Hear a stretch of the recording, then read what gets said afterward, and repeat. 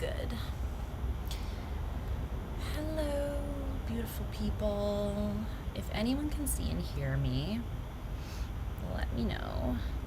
It always says there's no one in here. I think it just takes a second to register. Okay. So if you are in here and you can see and hear me, oh, that's where the fly sound is. There's a fly stuck. Hold on one second. I'm gonna hopefully let this guy out of my screen door so that he can stop annoyingly buzzing. There you go, buddy. Okay. There we go. Hello. Okay. I was like, why do I keep hearing this buzzing noise? It's a fly trying to get out my screen door from the inside, and I don't want him in there either, so. What's up, Armani? Hey, Lindsay. Hi, beloved. Thank you, guys. I'm accepting all of the love today. I am wide open and accepting all of the love today that you sent, because I could use it. So, thank you for being here. I appreciate you. And I am outside, even though there's a little bit of construction noise on and off, so hopefully it doesn't bother anyone, but I did want a little extra grounding today. I'm kind of going through it a little bit. I'm not going to get too much into it because I just don't want to, like, use the beginning of this stream to get into my personal stuff, but hi, bestie. Thanks, love. If you want to know more about what's going on, you can check my community post, and I'm going to do a podcast where I actually talk about just, I don't know, my life the last couple years, because I really haven't shared anything there's been a lot going on with me, and I really haven't shared it with you guys. I think that I'm kind of gonna probably get emotional even. See, this is why I haven't talked about it. I think that I was just feeling too raw and too vulnerable still from everything that has gone on, that I just didn't really feel, I don't know if I didn't feel safe sharing. I think I just didn't feel ready necessarily. But I have realized that, like, isolating myself and not telling anybody that there's major things happening with me has not been healthy. So I'm gonna try to get more open with you guys, because ultimately we have a really beautiful community here and on Flow State, which is my other channel, which you can check out if you don't know about it yet. We've created a safe space, and it occurred to me that that safe space is for me to use as well, just as much as you guys, you know.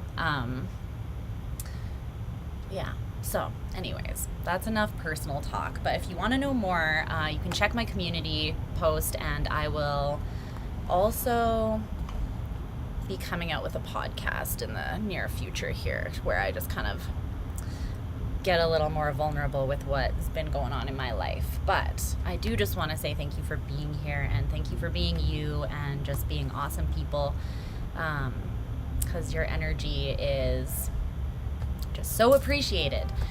Okay, so we're gonna do an all signs reading today, and we're gonna go from Aries all the way down to Pisces in order, and we're just gonna look in on the current energy that your heart space is in right now, and sort of unpack why you're feeling that way, maybe. Aw, thanks, babe. I appreciate you guys. And we're just gonna see, yeah, we'll get you some advice. We'll just kind of dive into the heart space. So you can watch this if you have someone that you're romantically involved in, or if you don't. Even though I'm posting this on the Moon Sun channel, which is about, you know, relationships and love, I kind of wanted to focus on where that all starts, the core of all of that, the portal from which all of that flows from, which is our heart and our love for ourselves, and our ability to both give and accept that. So we're going to kind of just dive into your heart space and the energy that you're going through there, and see if we can get you some hopefully useful and supportive messages, okay? So we're going to start with Aries. Aries. And get into it here. Okay, just gonna take it slow today, and not necessarily take it slow on purpose, but just not rush myself. Take my time somewhat, which I normally do anyways, but yeah. It's so hot out today. Aw, okay. Yeah, get a good sleep. I'll talk to you later, my love. Aw, hey Jolena. Thank you. That's really nice to hear. I'm glad that you're still here. Yeah, I appreciate all of you, whether you've been here from the beginning or whether you're just popping on or whether you've been here and taken some time to yourself and come back. Yeah, if you've ever supported me or the channel in any way from the beginning till now, just know that you're very appreciated. Yeah, your energy does not go unnoticed. So, all right. So I don't read for any particular placement, just to remind you guys. So you can check for all of your placements, no matter where you have that sign. If you resonate strongly with the energy, then hopefully there will be a message for you. Okay. So let's get the cards out for Aries.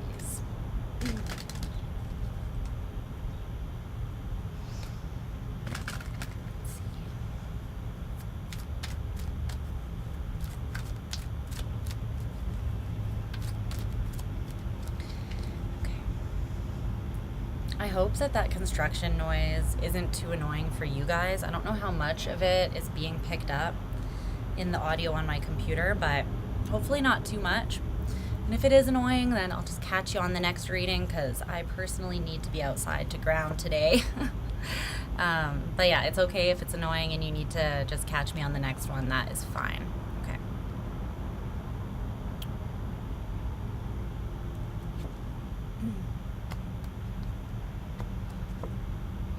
Okay. Get an oracle card to go with this. So clarify here the energy that Aries has in their heart space or regarding love.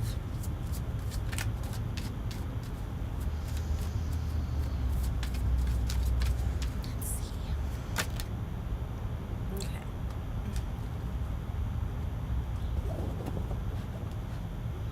Okay, Aries. So some of you guys are kind of going through it a little bit too, it looks like. You might just be facing some fears that you have surrounding love and opening your heart space up, which could very well be, you know, very well warranted. Let me just put a timestamp down here for you so we know where you're starting. Okay, so Aries. So your current energy surrounding love. You get the High Priestess and the 10 of Coins in reverse. And then the Oracle card that came out, we're using Big Mama, trusted Big Mama, the deck that I created, is this quote from Fight Club from the book. Hi, Miss Mayhem. How you doing, babe? It says, only after disaster can we be resurrected. It's only after you've lost everything that you're free to do anything. Nothing is static. Everything is evolving.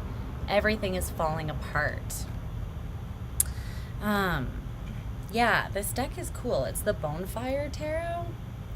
I just got it recently and I really like it, so. Okay.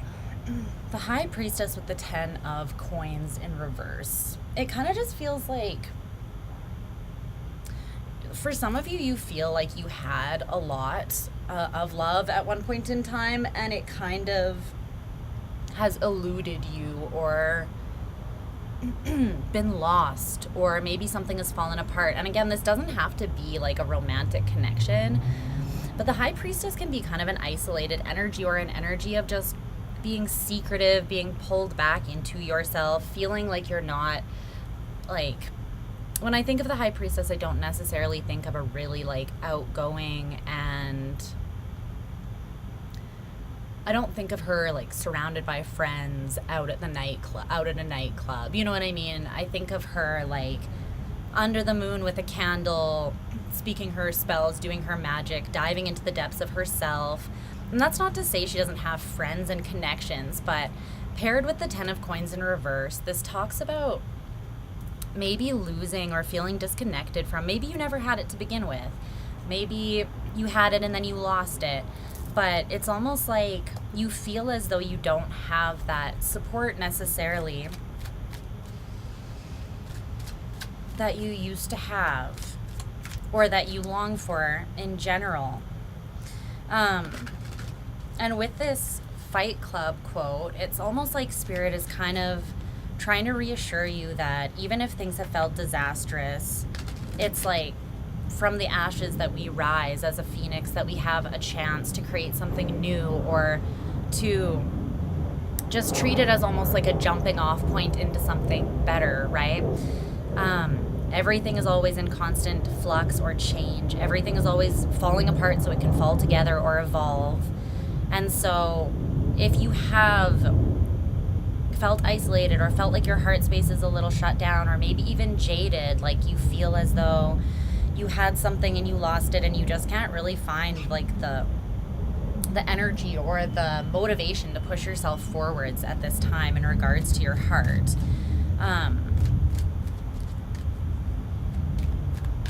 Something is definitely evolving, and this isn't the end of that evolution, you know what I mean? Because for the why, this is your energy, your heart space energy, you get the Death card. So this is just constant state of change, flux, and evolution, and transformation, and transmutation, and all of those things. That is what the Death card and Scorpionic energy represents, right? So you're feeling this way, but it's because you're in the midst of a massive transformation of the heart space, but maybe even of yourself as a whole for some of you as well.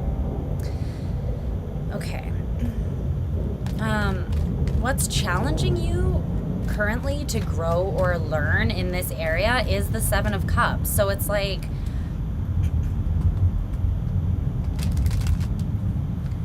there is a bit of emotional confusion or maybe even overwhelm at this time for you. And it's happening so that a change can occur that needs to take place. Tell me more about the 7 of Cups. I feel like you're being given... How do I explain this? It's almost like Spirit's giving you more choice in the matter. Or making you realize that you have all of the choice in the matter, you know, especially when it comes to your heart. But the 7 of Cups can be about options. It can be about fantasy, the kind of thing like if you can dream it, then you can achieve it or bring it into reality. So yeah, for Aries placements right now, I'm just seeing that there is some potentially isolation, confusion, maybe a sense of hopelessness, or just feeling less hopeful than you have in the past. But it's because you're going through a massive transformation that I feel like is meant to open you up to more possibility, to more potential, and to seeing maybe even opportunities that you never thought were available to you before. So the 6 of Swords is your advice. The 6 of Swords is your advice. The 10 of Wands. There's a way that you've been thinking about this that has been really, I feel like, quite heavy. I almost feel as though like you're taking on your current state as being very much your fault. Some of you are tearing yourself apart, and we just entered Virgo season, so 'tis the season for this, you know, but also keep a close watch on it because it's easy to slip into sort of a dark place from here, right? But it's that really like picking at yourself or being very judgmental over your current situation, how you got here, what you could have done better. You're being asked to evolve your way of thinking out of this kind of heavier, more oppressive state. With the Ten of Wands, it feels like maybe you can't get out of your head surrounding this.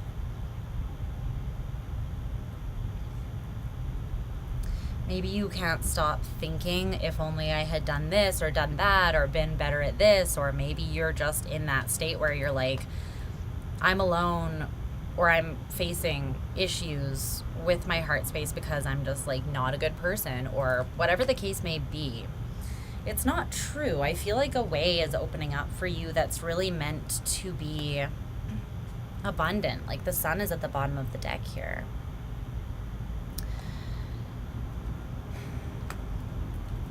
Let's get a final message.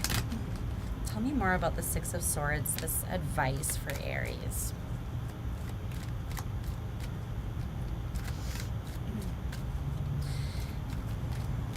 Yeah, for some of you, it's like, I'm channeling Death Cab for Cutie.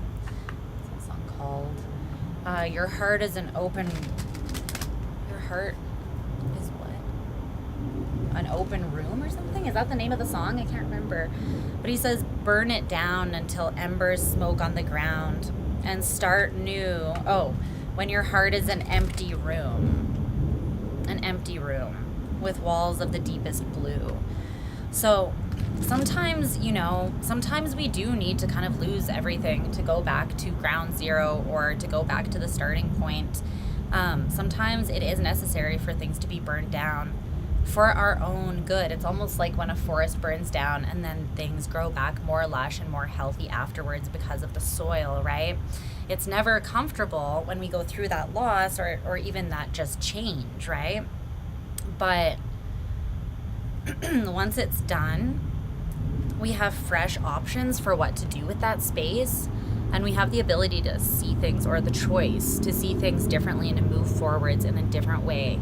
So even if you are being hard on yourself about how you got to where you are, Aries, maybe you can shift your perspective to focus more on the fact that where you're at right now is a jumping off point, and you can jump off into anything that you want from here. It's just going to take a shift in perspective. Yeah. The Ten of Cups in reverse is at the bottom of the deck too. It's like with the Ten of Cups and the Ten of Coins in reverse, some of you have just been through some really long phase of isolation, or just a breakup or a couple breakups that have just been really, really difficult for you. And you're at the point now where you might be focusing more on just releasing trauma and trying to embody love for yourself and just sort of sort out your heart space at this time. I'm an Aries Venus, so like I feel ya on all of this. Definitely feel you on this. And the thing is, sometimes it's easier to hold it inside. It's funny because this kind of ties into what I was saying at the beginning. Yeah, the King of Cups in reverse, Temperance in reverse.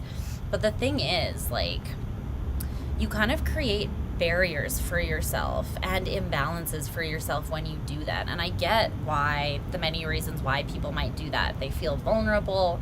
They feel like they could be opening themselves up to judgment or attack or further, you know, being used or being hurt more. But it's like when we shut ourselves down, that pain inside of us is just like poison brewing inside of us, and it has nowhere to go. And when we put ourselves in an isolated space, then it's like we convince ourselves that we are isolated, that nobody is there to support us or to listen or to care. And you never know if that's actually the truth if you don't actually open yourself up to receiving that stuff, right? But again, I do understand why there are phases where we have to go through, where there's almost like a reset happening or an activation happening. And sometimes we need to be broken to let more light or more love in. I am a firm believer that every time our heart breaks and we heal it, we grow in capacity to hold love for ourselves and for others and to heal. But we have to work through, and sometimes it takes us time to actually get to the point where we see that, or where we feel that, where it doesn't just feel overwhelming and shitty, you know what I mean? So keep on going. Know that you are going through a transformation, a huge transformation. Like Spirit is working on your heart. And I feel like you have an intuitive sense of this with the High Priestess. Whatever shift is taking place inside of you, it's happening to open up your heart and open up your mind. I feel like maybe in the past you had been settling, and Spirit is kind of coming through to say that everything that you lost, you're actually free from. It's less of a loss, and it's more of like you've been set free from whatever that was.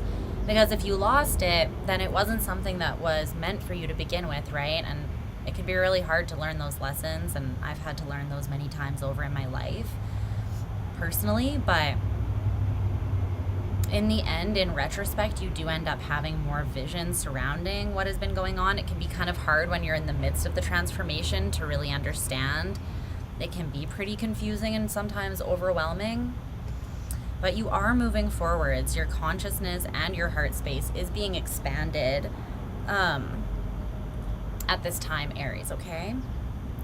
So that is what I've got for you. It just feels like Spirit really wants you to focus on the fact that the only constant is change, and you're not failing as long as you are evolving. If you're standing still, that's when you have to be a little more worried, but as long as you're just pouring into yourself and this transition is taking place, it doesn't matter how long it takes, right? You're still moving. You're still moving forwards. You're not failing. You're not doing anything wrong. Even if sometimes you feel kind of alone or lost in the sauce, okay? So, yeah, those are the messages that came through for you, Aries. And we're going to move on to Taurus. Okay. Let's see. What's going on for Taurus? Oh, man. I hope I'm not freezing. It looks a little bit like iffy here. Let me know if it gets... Okay, right when I said that. Right when I said that and looked at the stream, it just started freezing really badly. So I don't know if I'm the only one that's seeing it freezing or if you guys are. But if it's all glitchy, please let me know.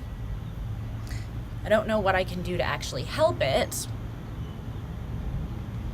aside from maybe not using the GIF things. It's been laggy. What the heck? Okay. I don't know how I can change that. It's not even on high latency. It's on low latency to try to make it not as bad. Maybe I just won't use these, because they do, I think, make it a little more laggy. So maybe I'll just tell you where we're at and then put the timestamps up. And that might be more helpful. I'm not sure. Does that work? Is it better now that I took that off? I know that those things kind of like make it more... I don't know why it's doing this, though. Usually my internet doesn't have issues with that. Okay. We're going to go without the GIFs for this stream. I will put up the timestamps at the end so that you guys can skip. Yeah, I know. Usually I have them up and there's no issue, so I don't know what's going on with the stream. Maybe it's just Mercury retrograde coming in hot and heavy. I'm not really sure, but... we'll just go without them for this time and see if that makes it better. Okay, so let's tap into Taurian's energy. Taurian's energy. What does Taurus need to know about their heart space, their current energy? Yeah, I'm not really farther from the router necessarily. Just like it's on the other side of my screen door. I don't think it should be an issue. I've done lots of lives out here and it hasn't been an issue, so I'm not sure what that's all about. Okay. Let's get some cards for Taurus. Maybe I just need to reset my router. We'll do that after. Yeah. Wouldn't put it past Mercury. Wouldn't put it past. Your energy regarding love. Okay.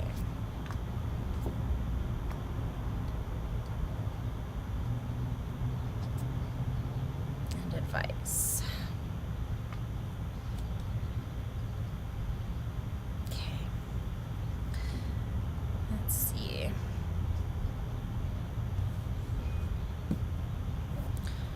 I just want to see one thing here quickly, Taurus.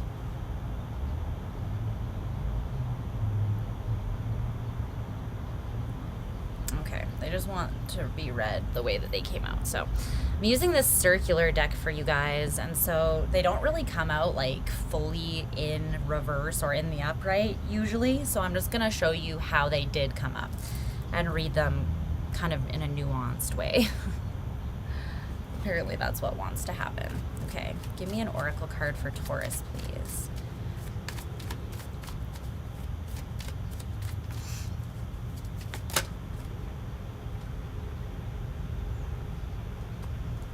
Okay. So,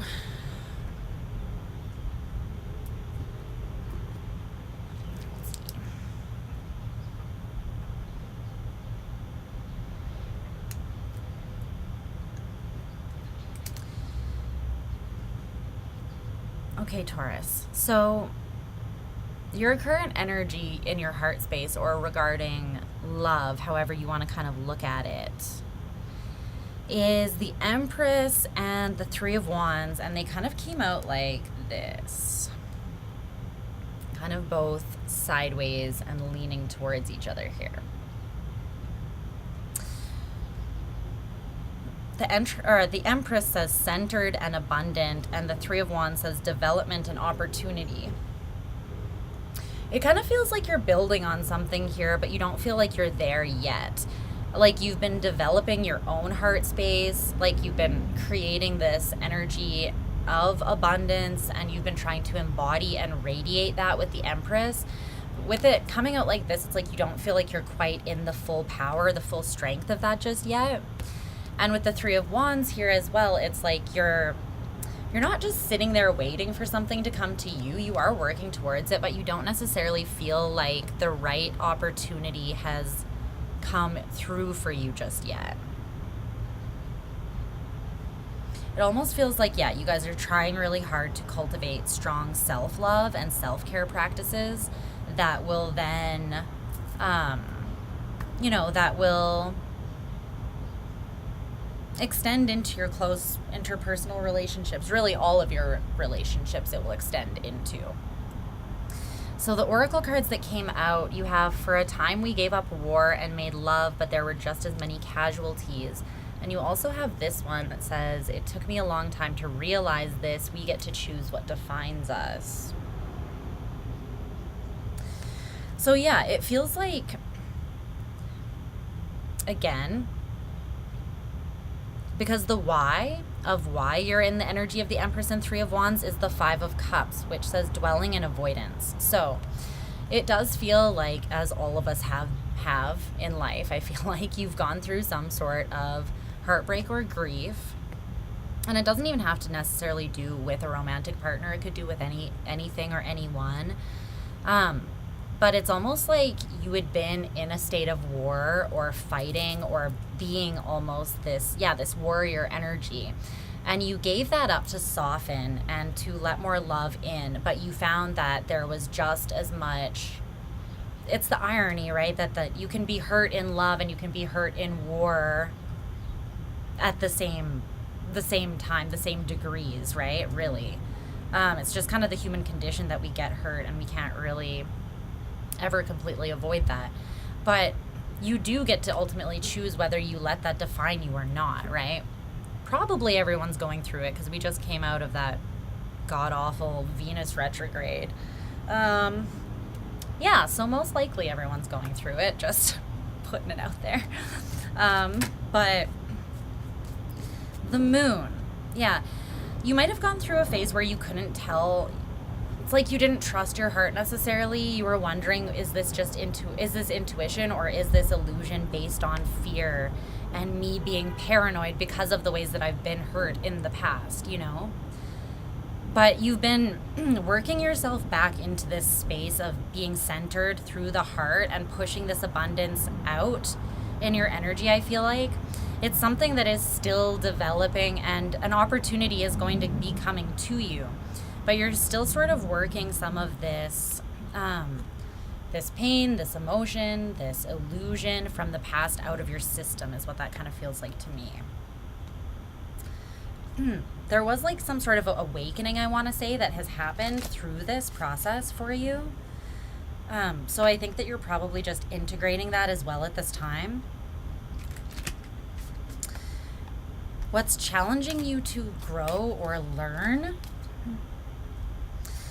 is the shadow in reverse. So this is the devil, dependency and materialism.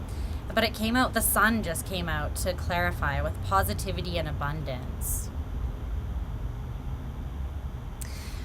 So here, abundance again, right? With the Empress, it said abundant, and with the sun, it says abundance. So it's like you're filling more of yourself. You're flushing out the fears that the devil comes in with, right? Because the devil's going to convince you that it happened once, it's going to happen every time. You might as well just shut down your heart, lock that down. Never let anyone in again, bada bing, bada boom, you know, like we're good. Obviously, that's no way to live life, right? So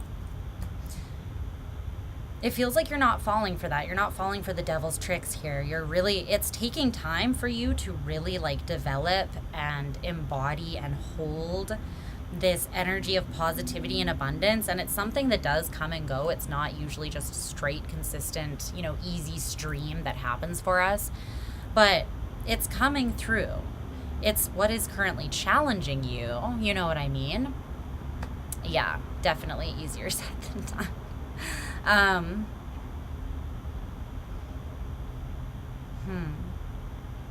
So your advice is the Eight of Swords, overcoming fears and self-entrapment.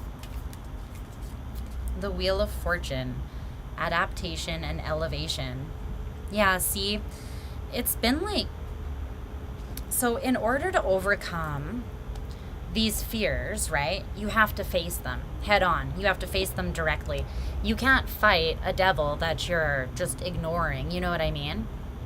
Because if you were to face it, then you would see that it is just illusion, right? It's false. It's just a perspective that you can choose to not have anymore.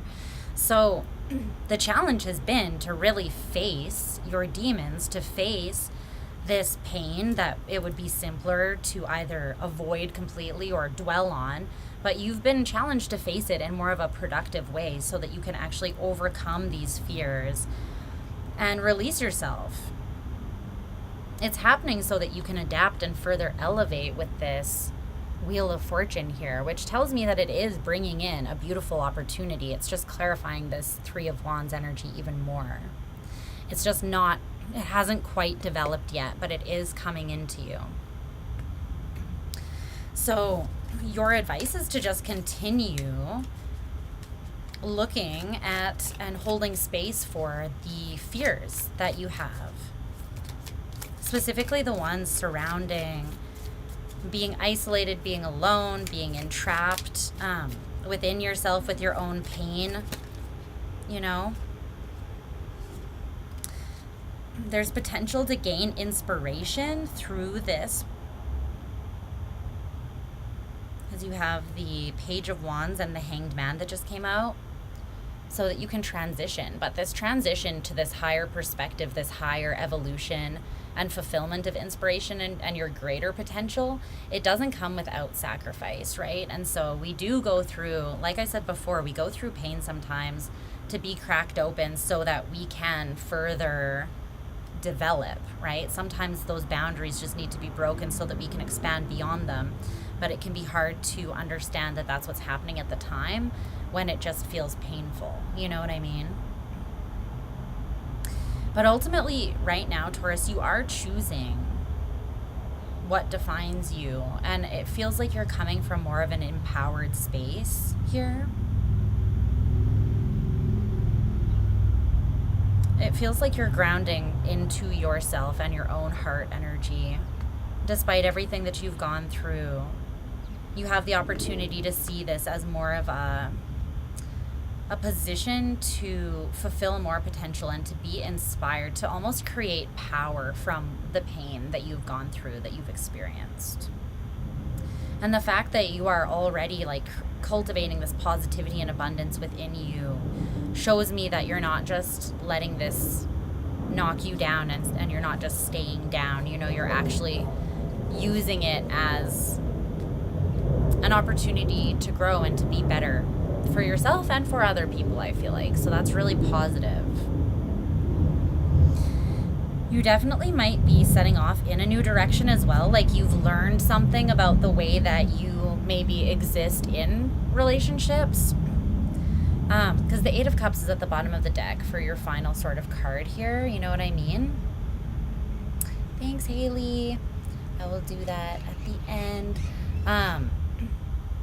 But yeah, there is a new direction, but it's like only when we set off, only when we walk away from the old direction, right, is when we can set off on the new direction. So there always is like that double sort of energy of being like, I am simultaneously letting go of something and also walking towards something new. You know what I mean?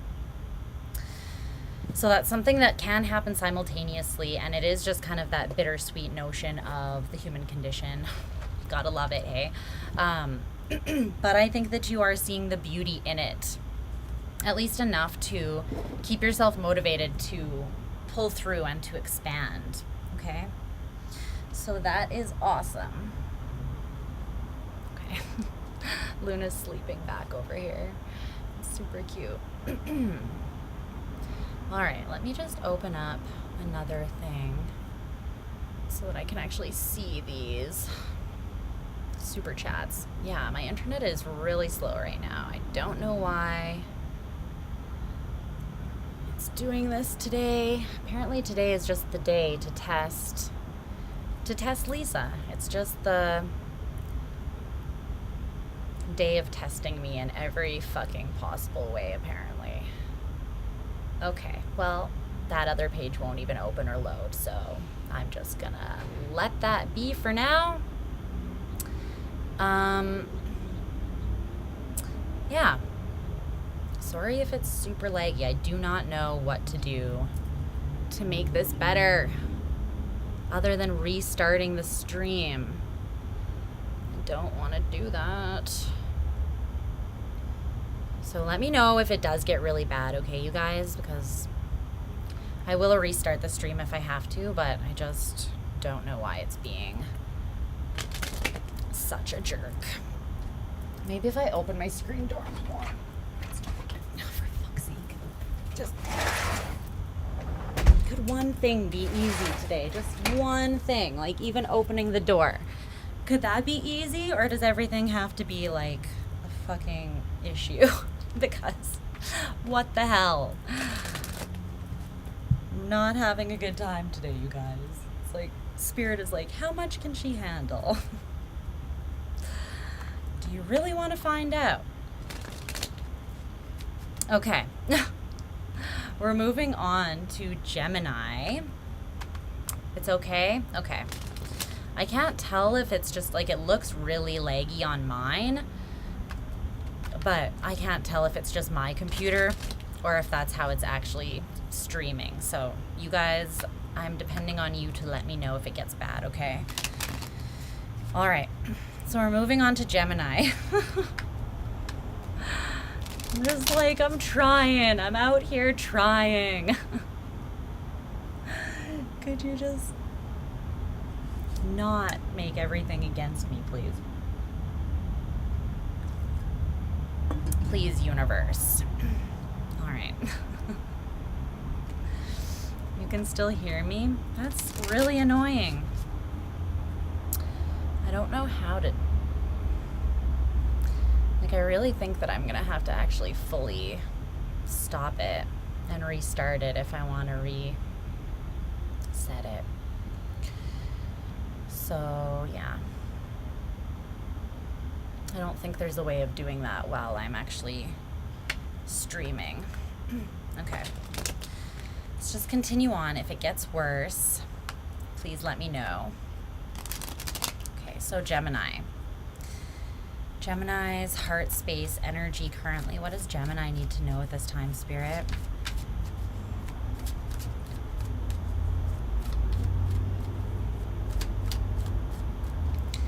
Yeah, I'm thinking I'm just gonna blame Mercury and call it a day. Because literally it's been a bit of a butt. I usually pick up on the energies of retrogrades way earlier, so. Okay, let's see.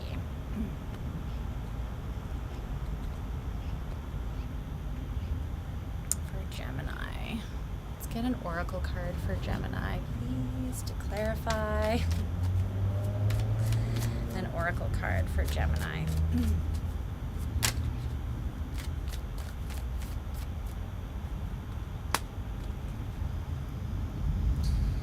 Okay.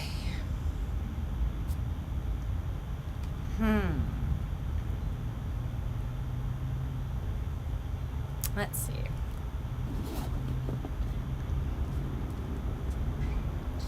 Everyone. She is. That's why I have to split her into like 4 different parts when I'm pulling cards and just pull from like a quarter of. Because she's too big to hold all in my hands. I can't fit her. Okay, so Gemini. Okay, so the current energy surrounding your heart space, you have the 3 of Pentacles in reverse and the 4 of Cups in reverse with this oracle card that says, I will be okay, even before everything falls into place. With the 3 of Pentacles and the 4 of Cups both in reverse.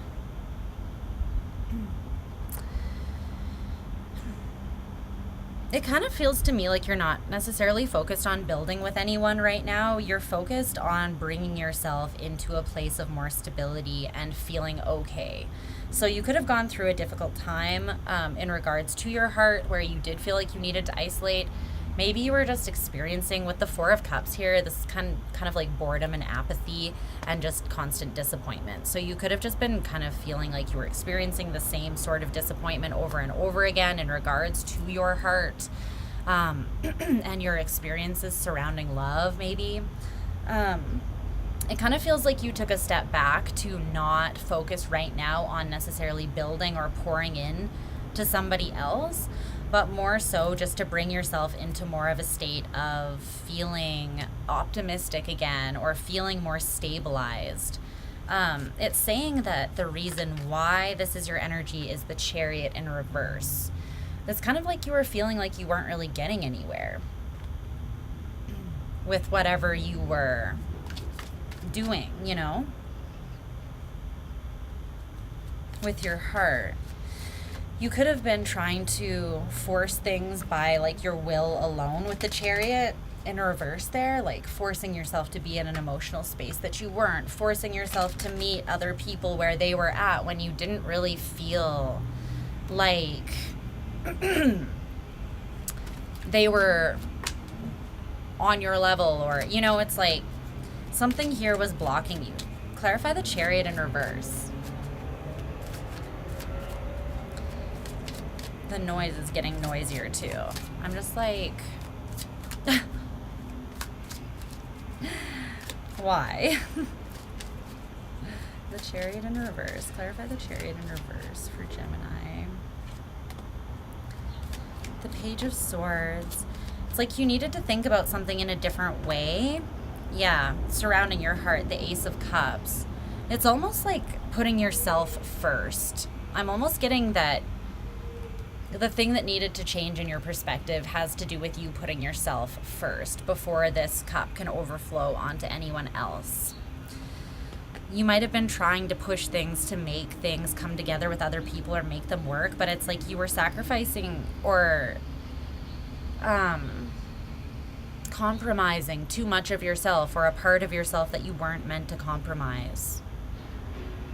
So it kind of feels like you're in this state now where things are falling into place. There could be periods of loneliness, which is really normal when you're doing self-love work or shadow work on yourself and you're trying to open yourself up and make yourself more integrated and stable and open and receptive to love, right? But ultimately, there's a big shift in your perspective that's taking place surrounding love, how you think about love, how you prioritize yourself in regards to love and what you give to other people. Okay. What's challenging you to grow or learn is the Four of Swords in reverse. Okay, so in the past, you could have been very in your head about love-related things. You could have almost let it consume your mind. And as a Gemini, when whatever you let consume your head space, right, is kind of going to take over your life, because you're mostly always, most of the time, you're in your head in some sort of way, not necessarily in a negative way, but that is kind of like where you like to play, right, in the realm of like learning and new ideas and thoughts and seeing things from different perspectives, relating to people from different perspectives. But with the Four of Swords in reverse, I feel like you were thinking about things. I feel like you were thinking about things in a negative perspective, or you were just overthinking things. I feel like I'm gonna move inside because I think that the internet connection will be better in there, and also the construction is just getting louder and fucking louder and louder by the moment, and I can only imagine that if it's annoying me, it's probably annoying you too, as I'm sure is the choppiness. So just hold on one second, okay, you guys? Just hold on. I'm going to do this annoying thing.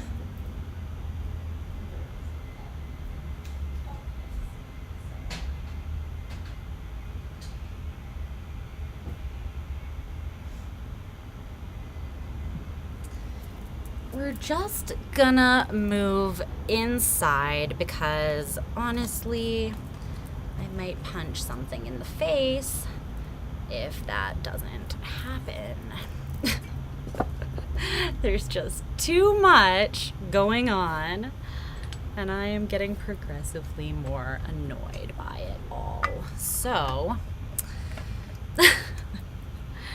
to stop that from just going to a worse place, we're just gonna pack up the million things that I have out here.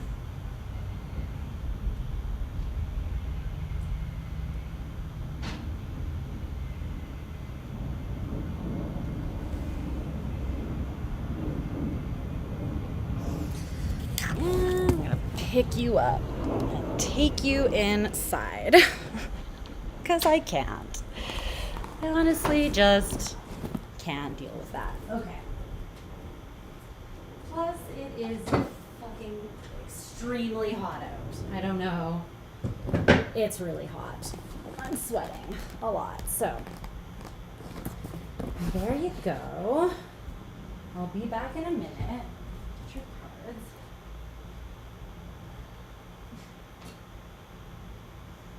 You want to see how good it is? You want to come in? All right. This is going to be better. I'm just saying that to call it in. Sorry about this brief interlude. I'm just gonna sort of start over again, I think, with Gemini. Okay, it's really hot, yeah. It's really warm. I'm sorry about the whole just picking you up and moving you. But that just was not working. Okay. All right, so this is better. I'm gonna kind of start over again with Gemini, I think.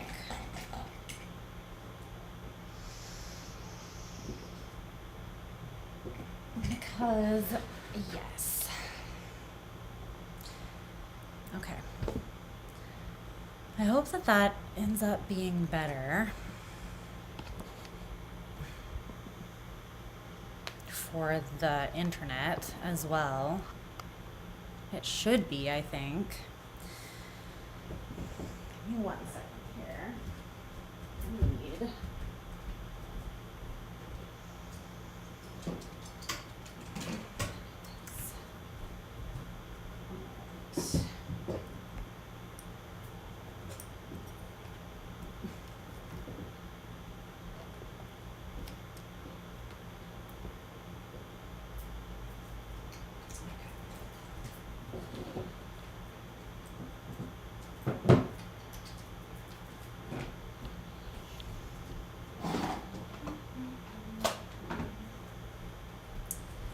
Okay. Turn that on so you can see me better. Okay, there we go. I'm gonna do this. I wanted to be outside really badly, but alas, it's not having it. And I'm not having it, not having it. So now, here we are. Okay.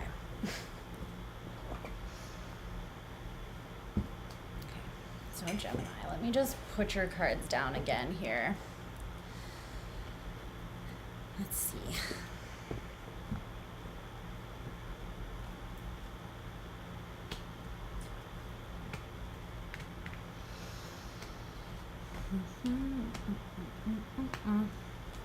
Okay. Close my door a little bit.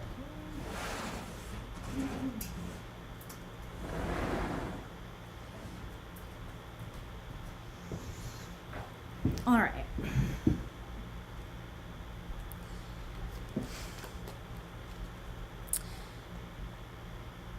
Okay, let's start over again. I'm gonna put another timestamp for Gemini because that was in the middle of your reading. So let's try that again, Gemini.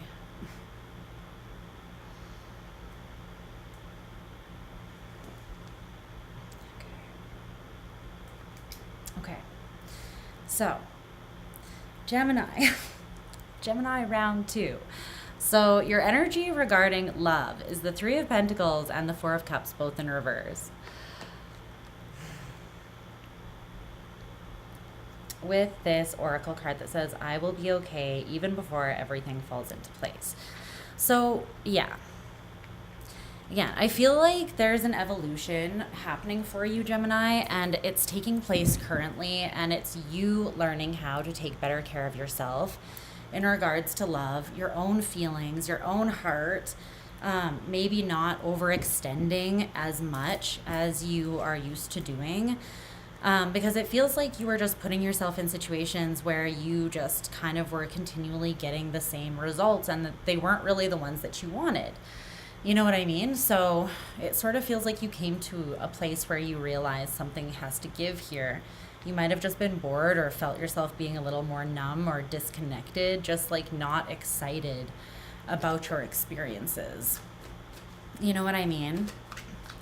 And so with the 3 of Pentacles in reverse, you could have been taking some time to spend more on your own, to not really invest as much in as much energy in other people. And I'm not saying you weren't investing in your relationships at all, but I just feel like you did pull back to put more emphasis on yourself for the last little while, it feels like.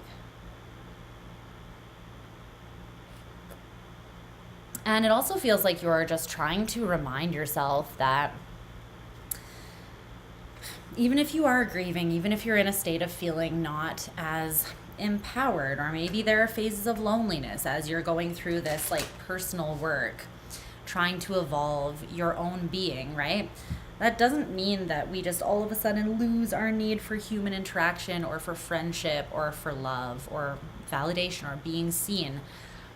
We're social creatures and we always have that element to us. So I just feel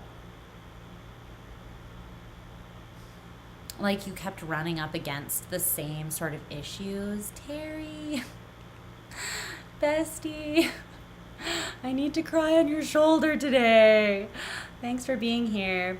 Terry is my best friend in real life. He lives in Calgary here where I live. Everybody give him a warm welcome.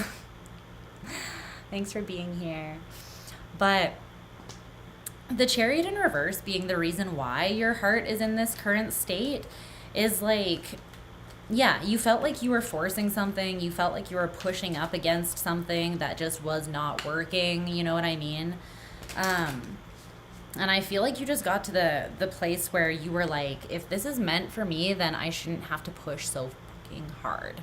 You know what I mean?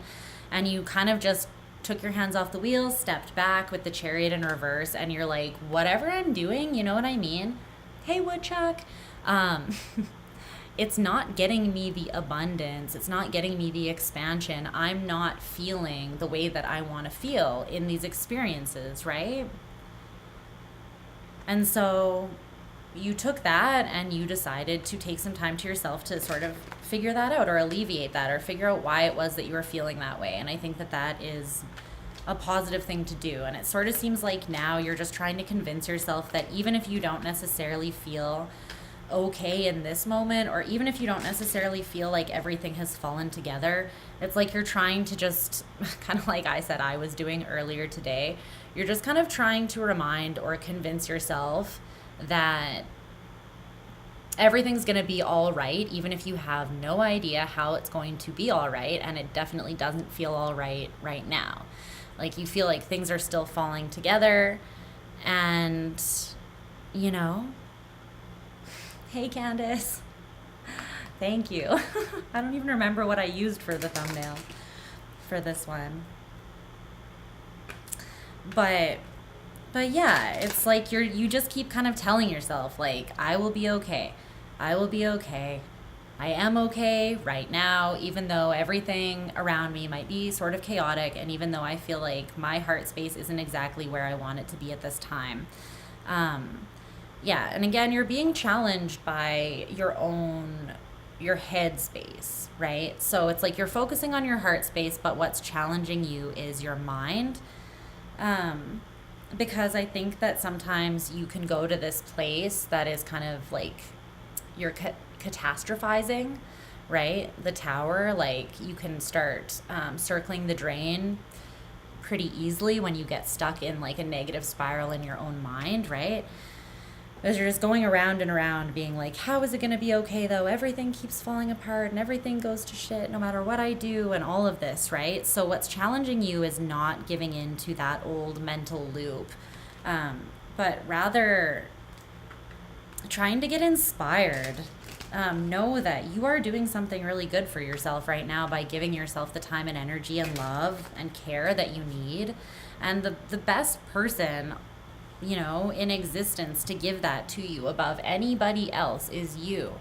You know how to love yourself better than anybody else ultimately does. Now, whether you've always been capable or aware of how to do that, or whether you just have always done that and put that in motion is another story. But ultimately, you have the greatest ability to give yourself love and to fill yourself up.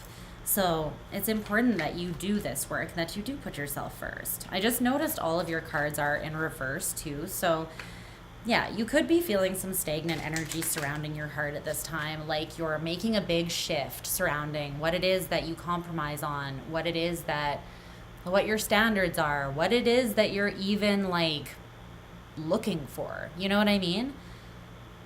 Because when you're in this confused sort of state, or when you're just used to constantly kind of overextending to meet other people's needs, it can be easy to not even know what you actually want.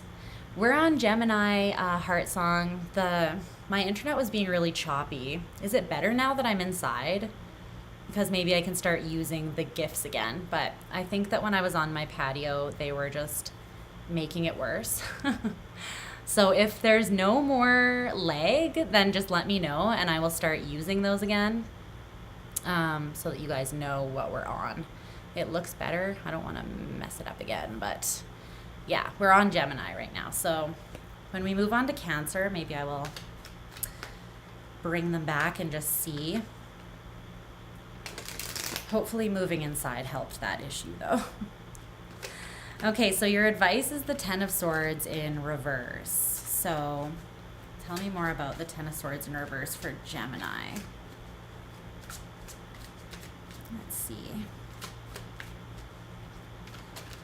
You haven't seen any? Okay. It was just bad outside, I think. We have the Ten of Swords in reverse.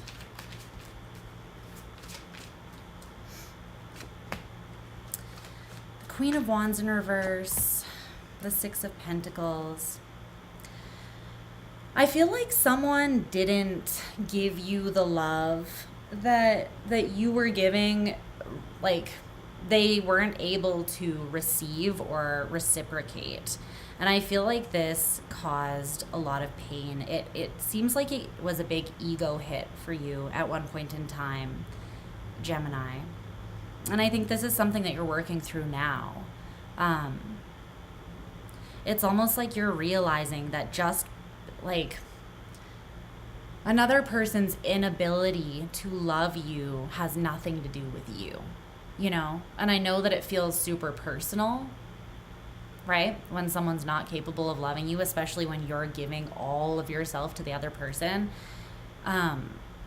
it feels super personal, but ultimately it's not. It has to do with what they are capable and comfortable with, right? It doesn't mean that you're not worthy of that love. So I think that right now you're removing some of these swords that felt very personal, that felt like deception, abandonment, betrayal, rejection, you know? All of those things are heavy things. And like I said, even though they're not necessarily, other people's actions are very rarely actually about us, it can feel like they are, right?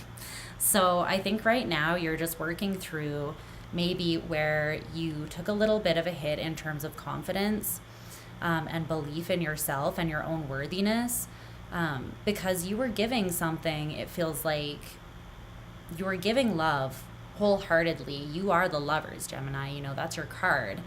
And it just feels like you were maybe getting scraps in return, and it was making you feel like what you were giving wasn't even as valuable as it is.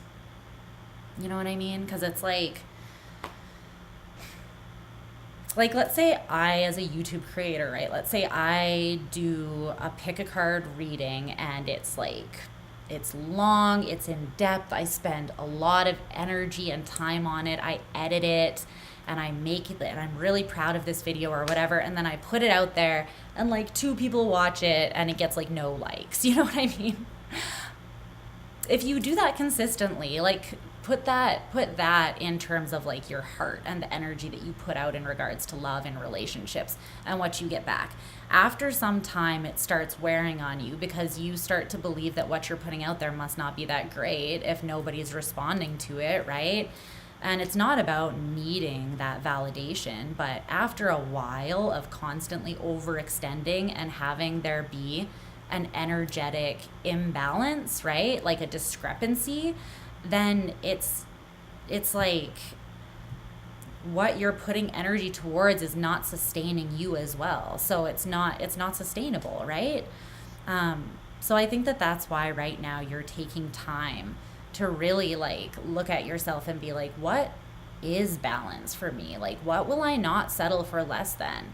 And not out of being an asshole, just out of having self-respect and not driving myself into the ground and exhausting myself for people who are not capable of receiving or reciprocating what I'm putting out there, right? So yeah, it's like things are falling into place, you're making shifts, and right now it feels like you're just kind of stepping back. Maybe you're just staying close to a couple people that you know you can really trust, but I feel like you're not really super open to a lot of people at this time, Gemini, just because all of that inner work that is taking place, okay? But I think that you're doing the right thing. I think that you're absolutely exactly where you're meant to be. So just know that you're not alone. You're really not, okay? And you're not going to be physically like on your own forever either. We have these breakthroughs and they lead us to usually really significant new people coming into our lives that can actually meet or match our frequency, our energetic frequency or vibration, right? So yeah, just really focus right now on pinning down what it is that you know that you are worth, and rebuilding up that the inner resource where you are validating yourself and you're getting to know your heart again. And so that when you give it, you're not questioning, you don't question if someone can't give back, whether that's like a you thing or not. You know that it's not a you thing, right? Just keep on stabilizing where you're at currently so that you have more of a grasp on that understanding moving forwards. And yeah, coming out of this with a deeper understanding of how to love yourself, Gemini, I think that you're going to be attracting people that it doesn't feel like such a struggle. It doesn't feel like pulling teeth just to get scraps back in return. You know what I'm saying? Okay. Let's move on to Cancer. Should I try the gifts again? Let's see. Hopefully they don't make it annoying. Let me know if it gets choppy again, okay? I think it should be okay now that I'm in here. All right. Moving on to Cancer. Cancer. Let's clear all of the energy.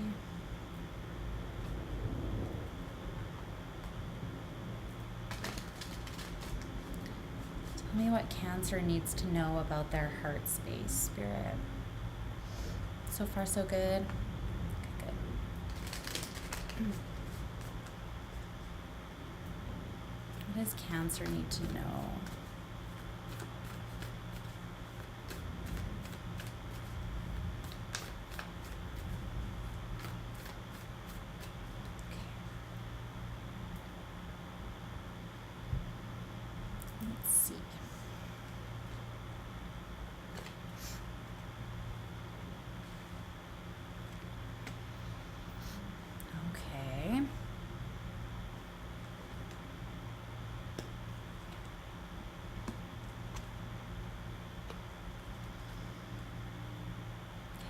Looks like it's going to be a little lighter, so thank you, Cancer, for being the break in the more heavy messages that I need right now.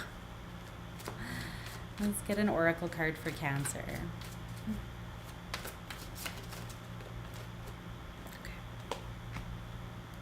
Okay. Cancer.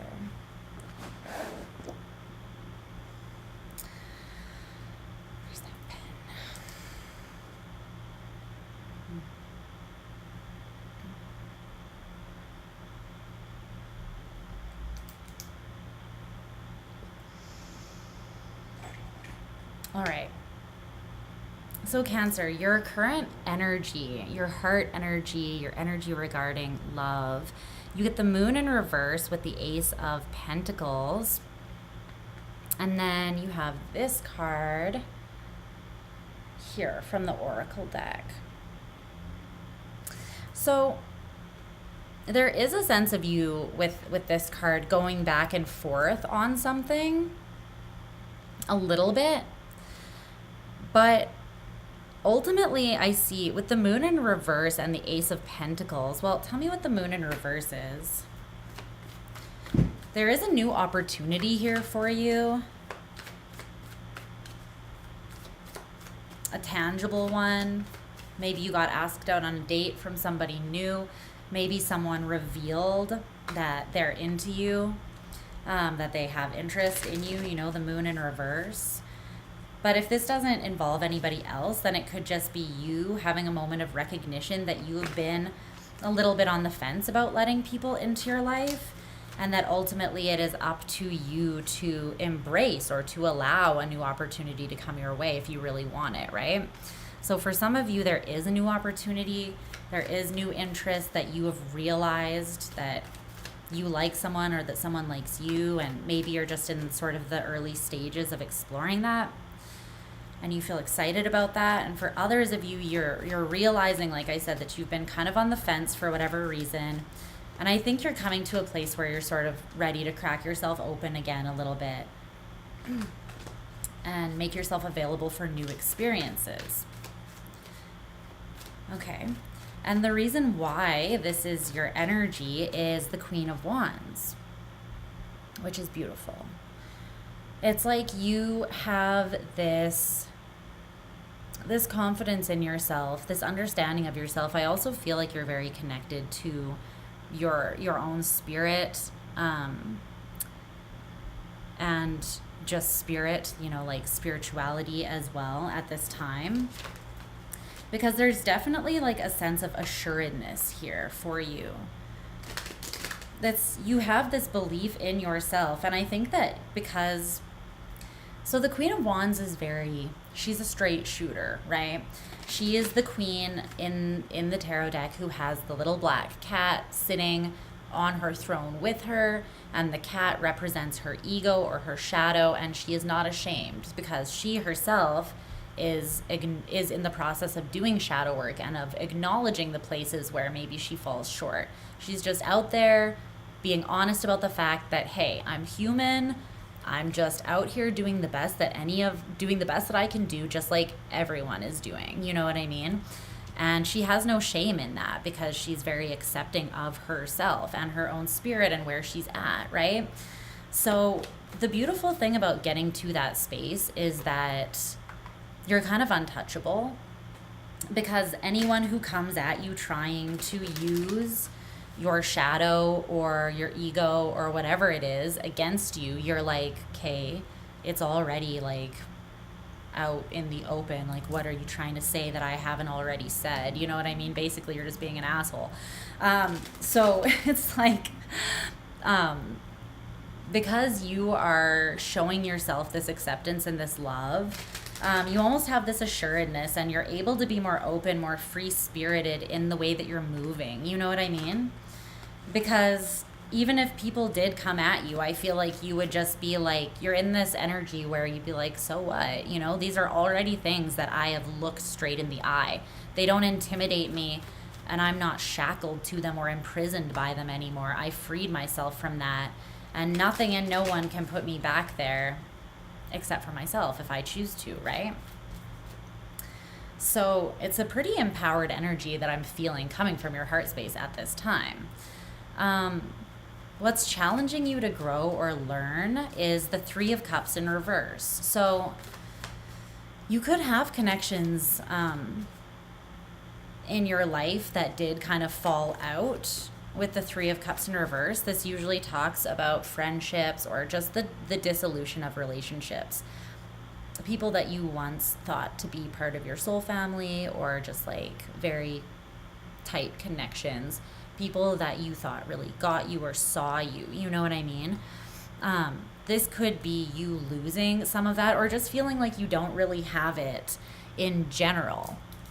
Like you didn't lose it, you just never really had it, or you haven't had it for a while. So it could kind of be a sense sort of similar to Gemini, where you've been doing some internal work on yourself after either losing some relationships in your life, realizing that they weren't what you really thought they were, or just realizing that you don't have as many close relationships in your life as you would like, and you know, you're kind of doing your part to create more opportunities for those to show up, because you are sort of pinpointing a little bit of loneliness. You know what I mean? In your advice, you have the Three of Wands. Keep being optimistic about what's going to show up on the horizon for you, because anytime you do this work, It always gets the energy moving. It always brings in fresh energy, right? Tell me more about that Three of Wands. So try not to focus on the things that might be falling away or just simply lacking in this area. And focus instead with the 2 threes on the horizon here and what it is that you want to bring in. Like, what do really healthy, flourishing relationships, or what does a really healthy, flourishing heart space look like to you? You know what I mean? Can you envision that? Can you envision how those relationships make you feel? Do you feel supported? Do you feel loved? Do you feel, what do you feel? Do you feel free, adventurous? Yeah. How do those connections make you feel? Because the more clear you are,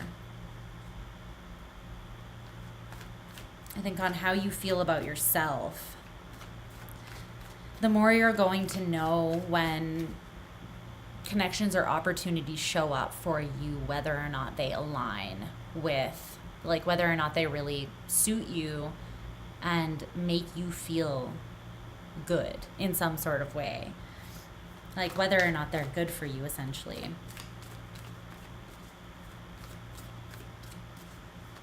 Yeah, so it's a period of time of you're getting to know yourself more deeply. You're seeing where you may have gotten in your own way in regards to your heart space in the past, whether that is any kind of relationship, not just romantic, right?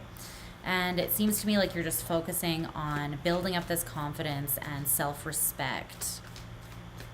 And also being honest with or acknowledging where you might feel a little bit of scarcity, where you do want to put yourself out there more in order to make yourself open to blessings in the form of connection.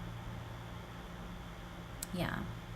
Is there anything else that Cancer needs to know about their heart space this time?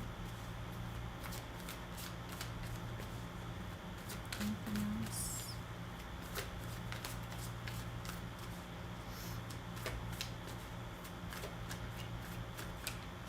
I think that's it. This is pretty optimistic, though. Yeah, you're really putting the work in here, the Eight of Pentacles. And you're doing it because you're actually passionate about it. You know, you're passionate about your own heart. You're passionate about showing up in a disarmed, compassionate way that resonates and relates to other people. You are a nurturing sign, Cancer, and you do place a lot of weight and importance, I feel like, on your, at least your tight-knit group of people that you can pour your love into and feel mutually supported by as well. So it just kind of feels like you're doing like a self-audit on where you're at with those relationships, where you yourself can improve, and also what you want to call in moving forwards. Okay? You're doing a great job, though. You're doing a great job, buddy. Proud of you, though. Seriously, this work isn't always the easiest to do. So, yeah, you're doing awesome. Promise. All right. Let's move on to Leo. See what's going on with Leo. Leo, you rule the heart. Let's see what's going on with your heart space. Hope you guys are doing okay out there. Okay. Drink some more tea.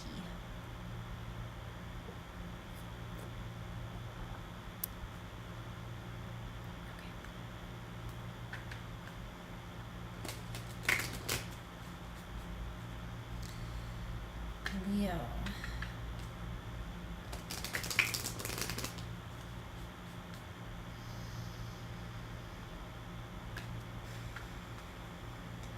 Leo's heart space.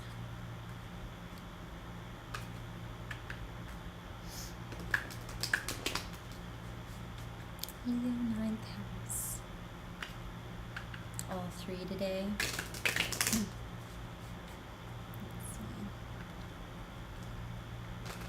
What's going on with Leo's heart space?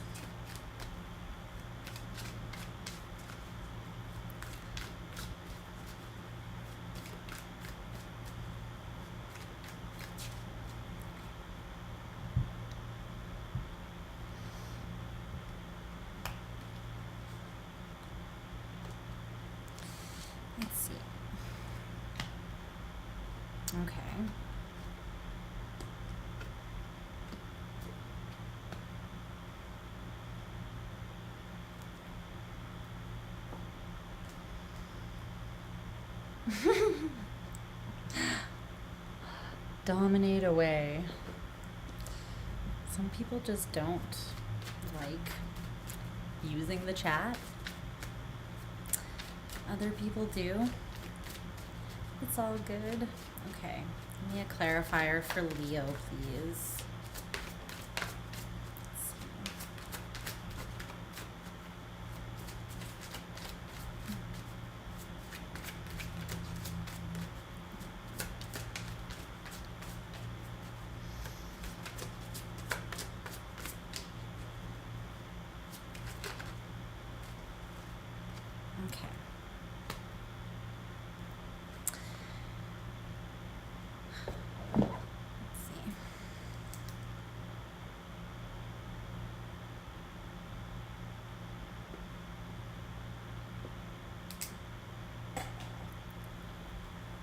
Okay, Leo. So your current energy, your heart energy, your energy regarding love. You have the Six of Wands, victory in reverse with the Four of Swords, postponement. And you also have this card, this oracle card from Big Mama here. So it does feel like there's some area where you're not necessarily feeling victorious. What's up, Vanessa? I'm glad you're here, love. It could just be because something is building or on its way, but taking a long time, or at least by your standards, you're feeling like something that you desire is being postponed. And so you might be sort of jumping the gun just because something isn't here yet. You're automatically being like, well, I'm taking an L on that, you know what I mean? But I feel like with this card, you might not be seeing things totally clearly in regards to your heart space at this time, because she's got the clouds over her eyes. So let's clarify this a little bit more.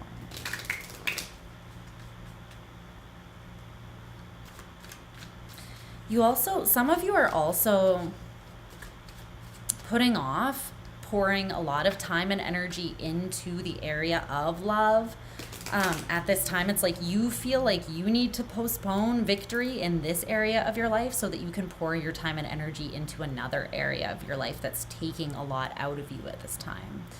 Because the reason why it's saying this is your energy is the King of Pentacles, abundance. So some of you are just very focused on work, your family, your physical health, anything that has to do with Pentacles, with like the physical realm, the 3D realm of things, you know what I mean? So for some of you, you're not feeling like you're not getting what you want, you're just feeling like you actively are postponing even focusing on that area because you know that you don't have a lot to give to it at this time because you're focusing on other things. Okay, tell me more. Tell me about the Six of Wands in reverse.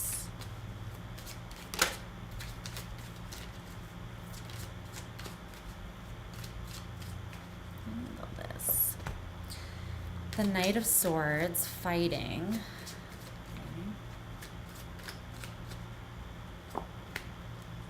And the Queen of Wands in reverse, action.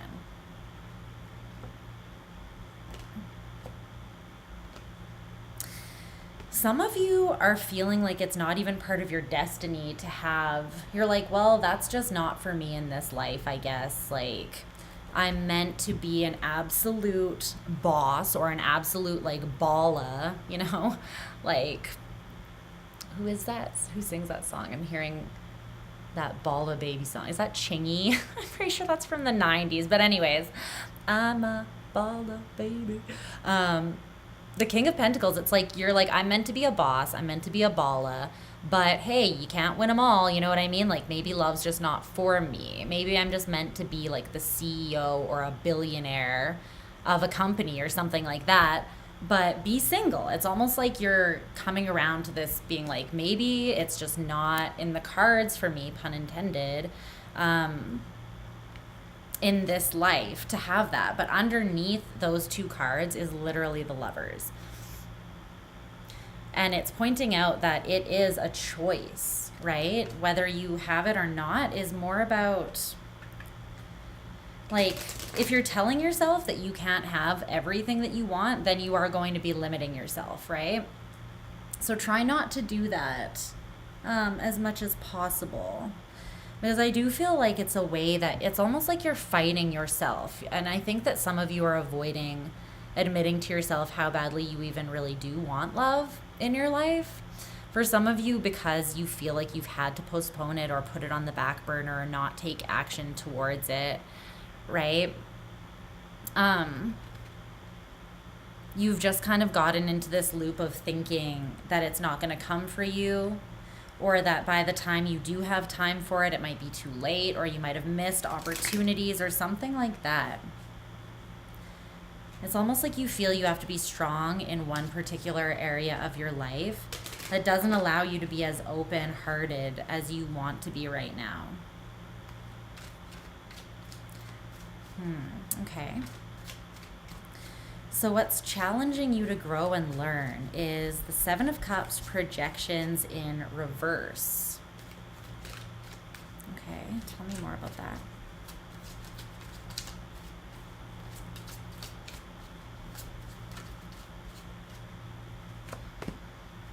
The Sun, innocence, it's you.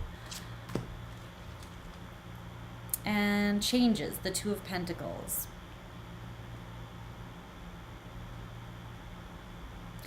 Something that you don't believe you can be harmonious, like you don't believe you can have a harmonious relationship or family life or something like that. I feel like many of you feel as though you have to sacrifice that part of your life for something else. Success in another area. But Spirit is wanting you to learn and grow, because that is just a projection. It's coming from like a way that you feel, right? You know what I mean? It's like you feel disappointed in love, so you're pouring all your time and energy and hope into another area of your life and kind of letting this like dwindle off or die, it feels like. But there are phases for everything in life, and I feel like that projection that you'll never have a victory or success in this particular area is something that could easily turn into a self-fulfilling prophecy. So try not to put limitations on yourself, even if you're just saying like, I'm postponing it for now. That's better than the idea that like I'll never have it. You know what I mean? So even if you're just saying I'm postponing it for now, but that is still putting limitations on it, just so you know. But I feel like that's better than having this idea that it's just not meant for you or never going to happen. You know what I mean? Because ultimately you are the sun. Remember, Leo? There is this innocence, right? And I almost feel like there's a return to innocence that does want to take place within you, because it's like this change, this shift back into a state of joy and innocence. I think that it's going to be you fully embodying this energy first and foremost, though, and then you'll be like magnetizing other things that are in alignment with that energy to you, right? But again, it's like you ultimately have the choice here, and that's coming up again and again, because your advice is the Two of Swords. Decision. So we have these two twos here, and twos always talk about either being at a crossroads or just having a decision or a choice to make to implement some sort of change, right? It's like being back and forth, being between worlds sometimes. Lindsay, I'm personally attacking you right now. No, I'm just kidding. I love you. But ultimately, this is your choice. This is your decision. Nothing controls any part of your life, ultimately, outside of your free will. And sometimes we end up giving our power away and we don't even realize that we're doing it, right? To external circumstances, we tell ourselves, this happened to me, or this must just not be for me. It's like what you decide is for you will be what is for you. So don't limit yourself. You know what I mean? But you are killing it in whatever area you're currently focusing on, and that's really positive. I just don't want you to limit yourself and think you can only be successful in one area of your life, because that's nonsense. You are Leo. You are the kings of the fucking jungle. You represent the sun. You know, you literally rule the heart. So don't sit here and tell me, oh, that heart stuff's not for me in this life. Well, then you wouldn't have been born a freaking Leo. Let me just be honest with you. You know what I mean? But really, I'm not saying that every Leo has to even have a romantic life, because some of them might choose not to. It's not about being a Leo. It's really just about, it is up to you, ultimately. It's not like an external circumstance that you can't be victorious. It's like, if you keep postponing it and focusing on other things, then where you're putting your time and energy and effort is going to be what grows, right? And where you diminish your time, energy, and effort is going to be where you feel like you're in a constant state of postponement, or like nothing is growing. It's because you're not watering that part of your life. It's because you're not feeding it energetically, or you're not at least feeding the hope inside of you that it can be something, right? So try not to let that dream die or dwindle away within you. If you do have the dream or long to be in some sort of relationship or to be loved, you know what I mean? Who's calling me? Go away. Speaking of being shut down, hey, I'm Lisa. Just the most open-hearted person on the planet. No, I'm just kidding. But try not to project your emotional confusion over something that you just haven't been victorious in yet, or that you feel like you can't fully focus on now. That doesn't mean that it's never going to happen for you, because there's actually a lot of energy that is kind of up in the air that you can choose to direct in that way if you want to. It's showing me that, right? It's mental and physical energy. So it's like, you just kind of have to remind yourself that, no, I can have that. I just have to actually be open to it and admit my desire for it, so that the universe actually knows that I want it, you know? Because if you're denying your desire because you're scared of never getting it, then you're essentially saying to the universe that you don't even want it. And that's how it becomes a self-fulfilling prophecy, right? So do not deny your desires, dear Leo, because what you desire is meant for you, period, okay? So don't talk yourself out of that just because you've been focused on other things, or just because you feel like your journey with relationships and love has been slightly postponed, okay? You can still have it all. Just don't talk yourself out of believing that. All right, we're moving on to Virgo. Virgo, how are you?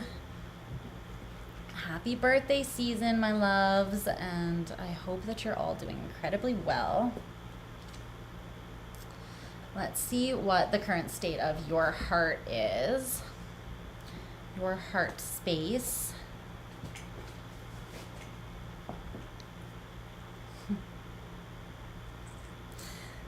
Yeah, I'm with you, girl. Totally with you. It's like, how am I supposed to know that it's even possible when I've literally never seen it in a healthy way, like modeled for me?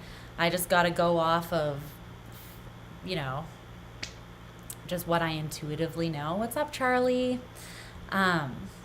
Yeah. You're like, am I supposed to trust rom-coms and like my shit past in regards to love? Because not feeling necessarily stoked about putting all my faith in either of those things, you know? Yeah, I get it. Trust me. That's why I think the only way to really connect to the kind of love that you desire and deserve is to start in your own heart, because that is the only place where you can get clear and true guidance surrounding, again, like what you truly want. And what you want is a desire that has been, like, there are different kinds of desires, right? But that pure desire of just like, I want to love and be loved, that's a human thing. You know what I mean? That's something that's put in us. That is like, it's a human thing, and all of us have that to some degree. And so, yeah, you don't need to deny that. or be scared that it's not for you. If it's something that you long for, then it is for you. But I do think that it needs to start from that pure place within us, planting that seed of love within us and starting there and just allowing ourselves, our higher selves and spirit to guide us so that we know what is actually healthy love, balanced love, you know, because many of us have not ever seen that modeled in real life for us. So it can be difficult to believe that it actually exists, right? If you want love, then the love has got to come from you. Yeah. If you want love, you got to give it away, baby. So open your hearts up. Okay. Virgo. What's going on in Virgo's heart space? What's going on in Virgo's heart space? There's a song that I'm sort of half channeling. I can't remember. You're welcome, Lisa. I think it's called If You Want Love, I actually think. But I can't remember who it's by. That's coming through clearly. It might be a message for you, so I'm just going to look it up and see. Oh, yeah. Okay, it's by NF.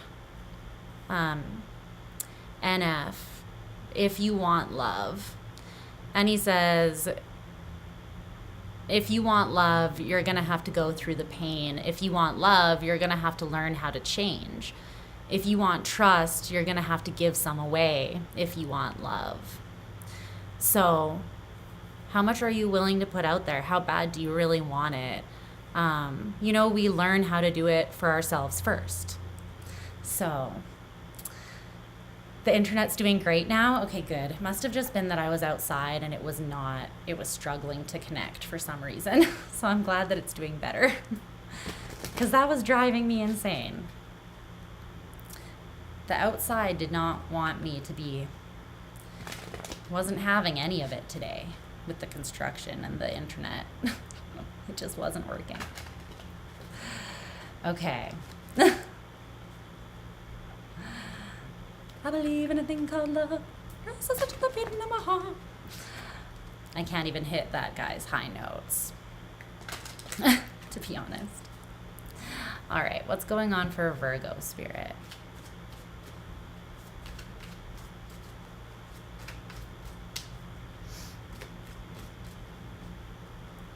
Let's see.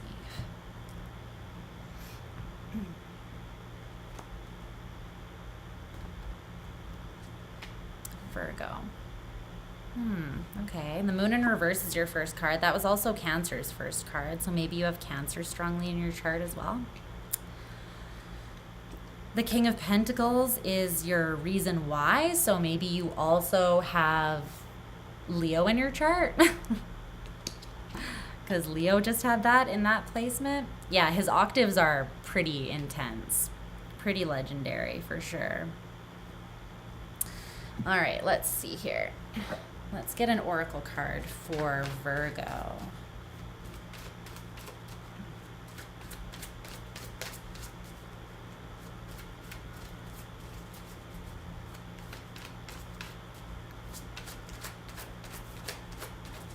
What about Virgo's heart space?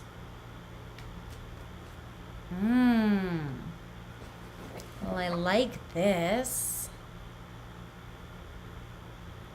I like this. I like it, Virgo. Okay.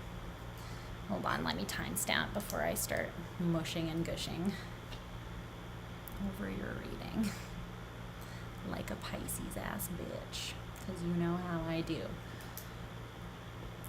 All right, Virgo. So, the energy that you are currently in regards to your heart space. Yeah, that's relatable. That's relatable, Lindsay. I'm doing okay. I'm just out here being revolutionary, you know. You know how I do. All right. Revolutionary chaos, that's me. So the moon in reverse with the Knight of Cups is your heart space energy. And you have it with this card, this oracle card. We cannot stay silent about things that actually matter. We cannot stay silent about things that actually matter. Virgo, I feel like you have recently realized it's come out to you. It's become more clear to you. It's become illuminated to you with the moon in reverse that you want love. You've been missing. That's true. But does it really need to be restored? Or can it just remain chaos? There is order in the chaos. You just have to see it, right? So the moon in reverse with the Knight of Cups, this is telling me that I think that you're realizing that love does actually really matter to you more than maybe you had let on in the recent past or just the past at all. It's like you're actually coming around to admitting to yourself that you have a lot to give in regards to your heart, and that it matters to you that you have a chance to give it. You know what I mean? It matters to you that you actually have the chance to share your beautiful heart with other people. This is something that it has been revealed to you, right? That it actually matters, that you give a shit about this, and that if it does matter to you, that means you have to speak up, because you can't expect to get what you want unless you claim it, unless you admit your desire, unless you say, I want this, right? You still might not get it, but you're definitely not going to get it if you never say that you want it, right? So you're realizing, if this actually does matter to me, then I need to be more vocal about it. I need to put myself out there more, because I have this beautiful pearl in my heart, and it deserves to be seen, adored, shared. You know, I deserve the beautiful mutual give and take of love. And I think that you're realizing that this actually matters to you more than you had admitted in the past. Tell me more about that. I want to know more about this moon in reverse. For some of you, you have feelings for a specific person, and you're realizing that you just can't hold it in anymore. You know what I mean? You've got to let it out. You've got to be honest. You've got to admit your feelings, even if that means maybe someone not feeling the same way or it not being the right time. You're like, I just can't hold it in anymore. It doesn't matter really what way it goes, but I need to not just sit on this, because your feelings, regardless of the other person's, matter, and they deserve to be spoken. They deserve to be illuminated, both you and this other person involved. If there is another person involved, you both deserve to know that these feelings exist, and they deserve to be honored, right? Wherever that admission takes you, if it matters, then it still deserves to be spoken and at least put out there, right? Okay, so the King of Pentacles is why this is your energy surrounding love. So some of you have found stability. Yeah. Some of you, you've released yourself from some fears, and you are feeling more stable and grounded in a lot of ways here. For some of you, your finances are going very well at this time, or your health. There's like a level of security and solidity, I want to say, in your life at this time, even if it's just internally, even if it's just you, like you've been taking better physical care of yourself and you're feeling more balanced and grounded. It could be as simple as that, but it does have to do with like however you've been taking care of yourself in the physical here, or creating stability in your life. It's been helping you conquer some fears, some mental fears, mostly with the Eight of Swords in reverse. And I think that you are, especially for those of you who have like been very self-contained with your feelings for some time, you've now like, you've got the guts, you've got the balls, you've got the backbone to stand up and be like, is this thing on? You know, like I'm gonna tell you how I feel, or I'm going to tell the universe how I feel, or I'm just gonna tell myself how I feel. Wherever that admission of what you truly desire is going, speaking it out or letting it out of you is going to make a difference, right? because you're not repressing it, you're not holding it in anymore.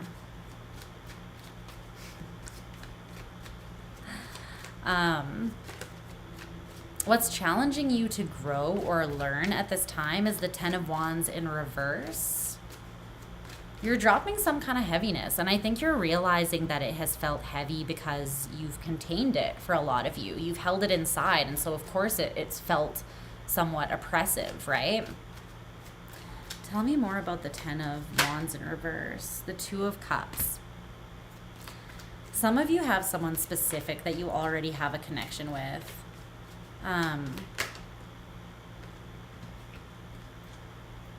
You haven't taken action on it because you've kind of been in your head about it and you haven't had a lot of hope or faith. It feels like something in my eye.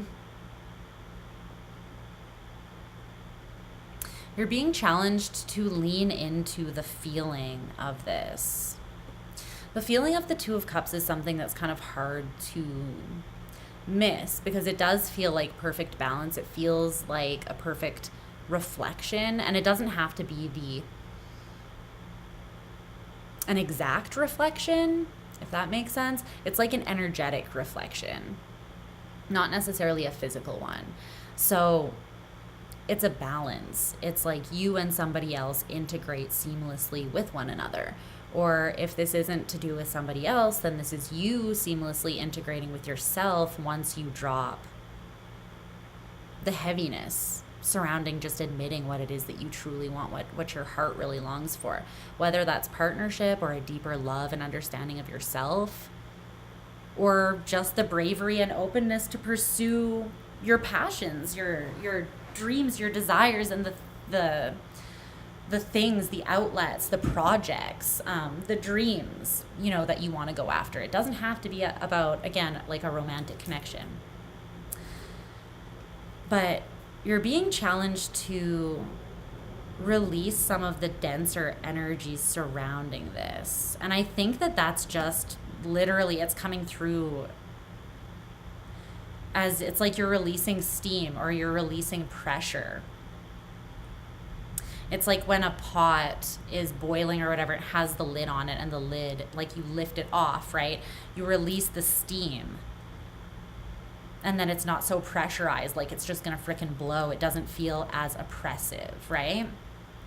So this is just kind of about creating that release of pressure, release of density, and release of heaviness for your heart space by being honest about what actually matters to you, what it is that you do truly desire, specifically in this area, and not holding back, like not limiting your desires because of what you think is possible. The Emperor in reverse is your advice. So why is this Virgo's advice? Why is the Emperor in reverse Virgo's advice? Okay. The Five of Swords. Why are you still conflicted? You've done some really intense healing.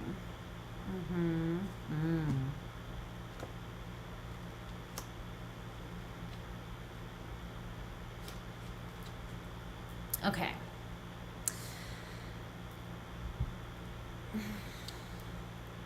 So you've done some really intense healing for the Virgos that I'm talking about.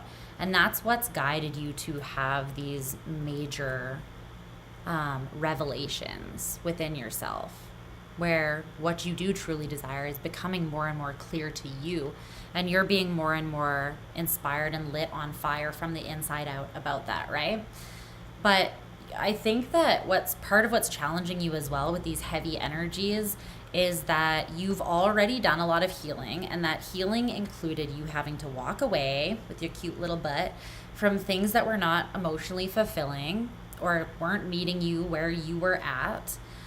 And you've had to deal with some like self-confidence issues, or not taking care of yourself in the way that you knew you should, like not necessarily prioritizing your own health, your mental, emotional, spiritual, and physical health, right? So you've walked away and released a lot of things that were getting in the way of that.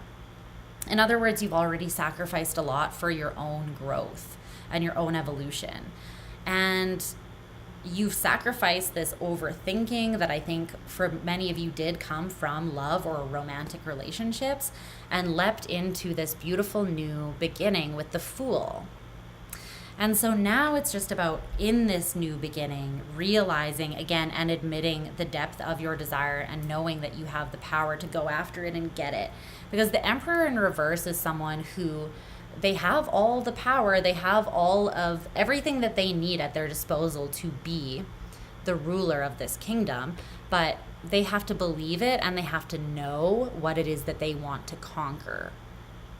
Because without a clear plan, then they're just kind of like swimming in circles, you know what I mean? Or it makes them vulnerable. It's like they need to know what their strategy is, where they want to expand, what they want to conquer in their own lives, so that then they can have a clear plan or trajectory towards achieving that. So I think that it's just, there's the Five of Swords and the Five of Cups in reverse that came out to clarify as well. It feels like there's a bit of cognitive dissonance here, which is just like how you feel or how you're acting and what you think or believe internally. What matters to you internally might not be what you're acting on in the physical, for instance. So then it creates tension because you're like, okay, this is something that I know matters to me. However, I'm staying silent about it or I'm not prioritizing it.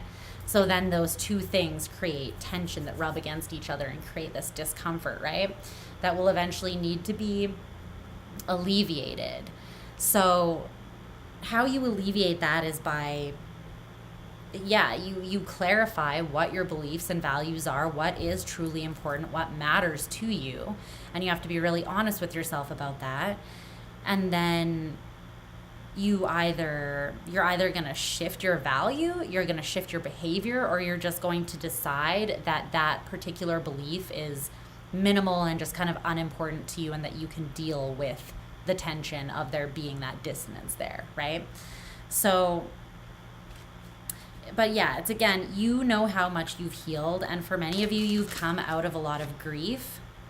And so you're just kind of conflicted in a way about opening yourself up again, although it's becoming more and more clear to you that you do long for that. You long for intimacy, you know?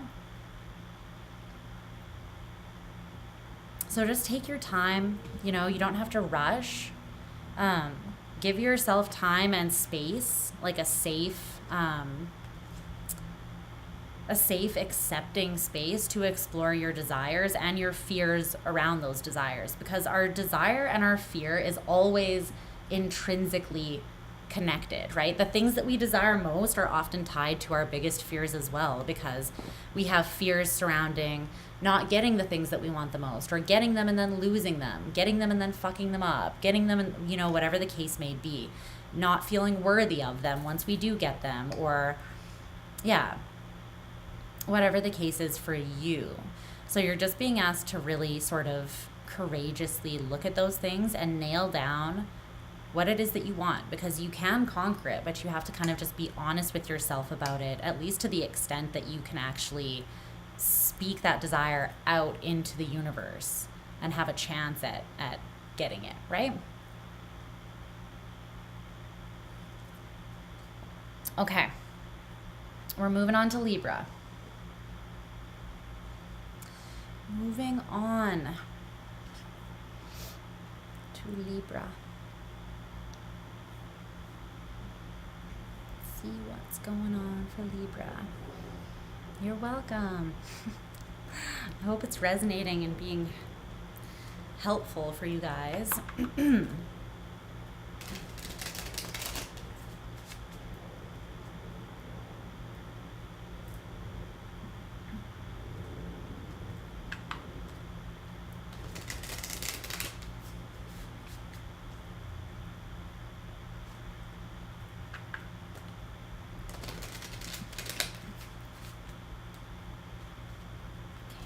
Energy of Libra. Good. Energy of Libra. Tell me about Libra's heart space at this time, Spirit. Libra's heart space. Good. I'm glad. Okay. Let's see.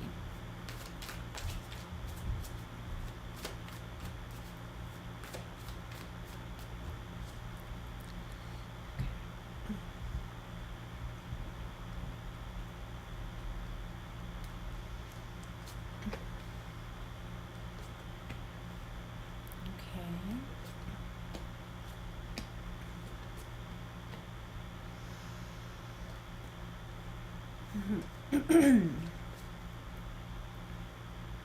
get an oracle card for Libra. Libra's energy surrounding love.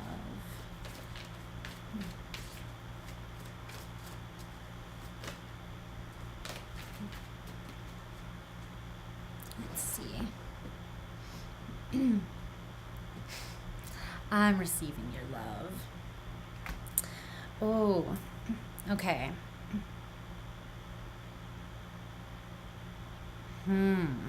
Libra, did you fall for a bad boy? Did you fall for someone who's trouble, or is that just your type? Relatable, if so, at least in the past. But I'm over that now. Okay, 1.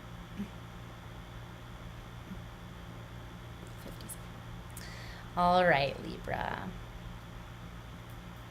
Thanks, Heart Song. You too. Okay.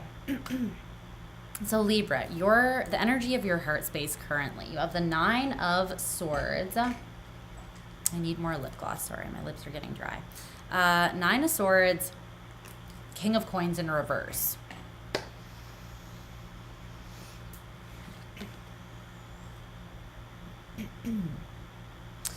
And then the oracle card that you have that came out of Big Mama is this picture of Maddie Healy, who's the lead singer of the 1975. Okay. Notorious bad boy. So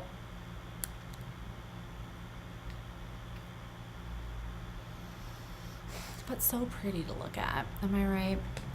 So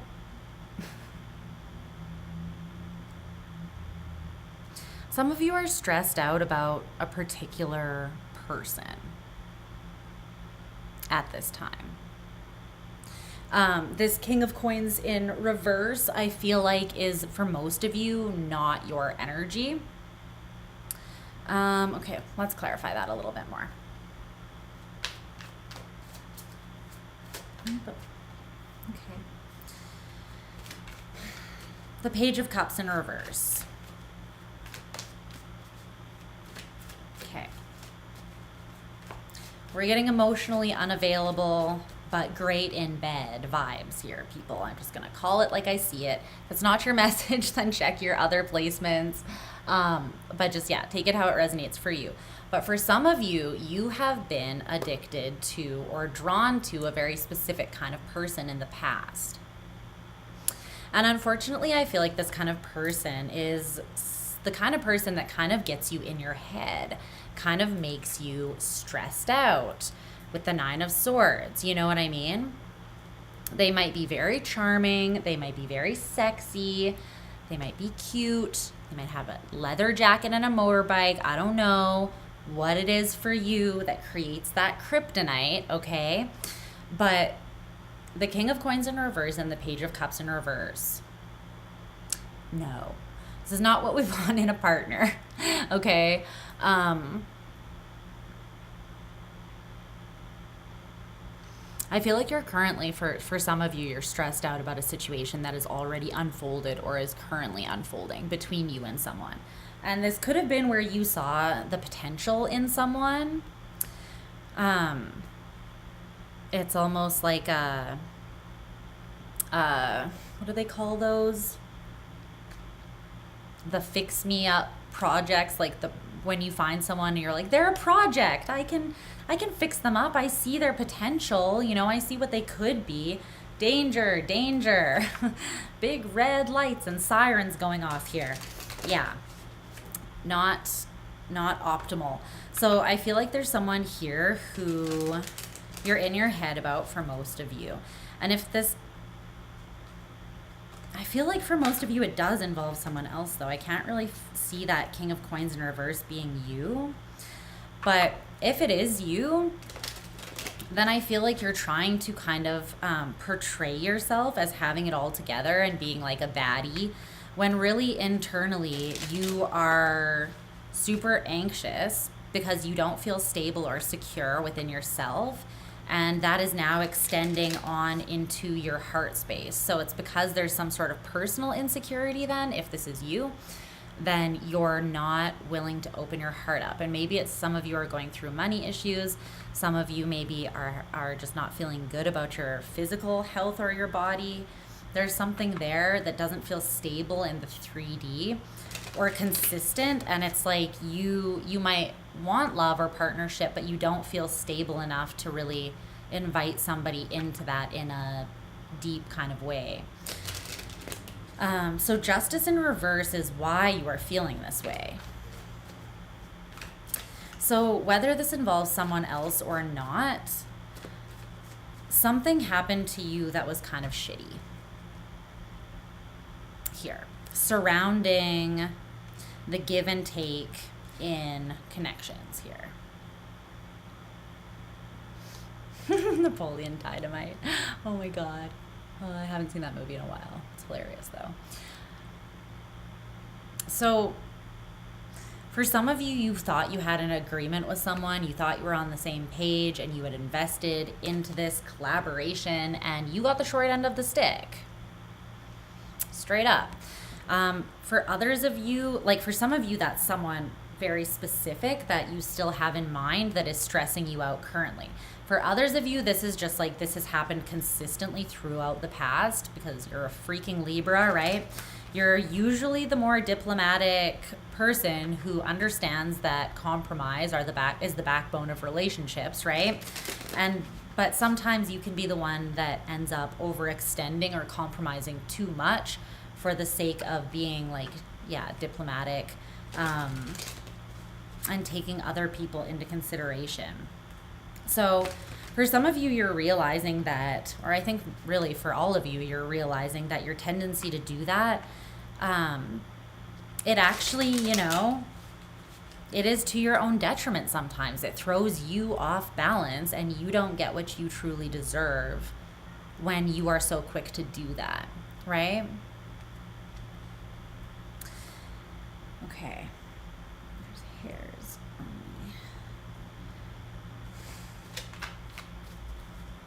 Ah, Chromio. I love Chromio. I haven't listened to him like forever though. Okay. What's challenging you to grow or learn is the Four of Wands. I think there's another kind of love. There's another way to experience and engage with love and relationships that Spirit is trying to make you aware of. They really want you to know that this is possible. And the Four of Wands is Venus in Aries, is the astrological placement that goes with this card.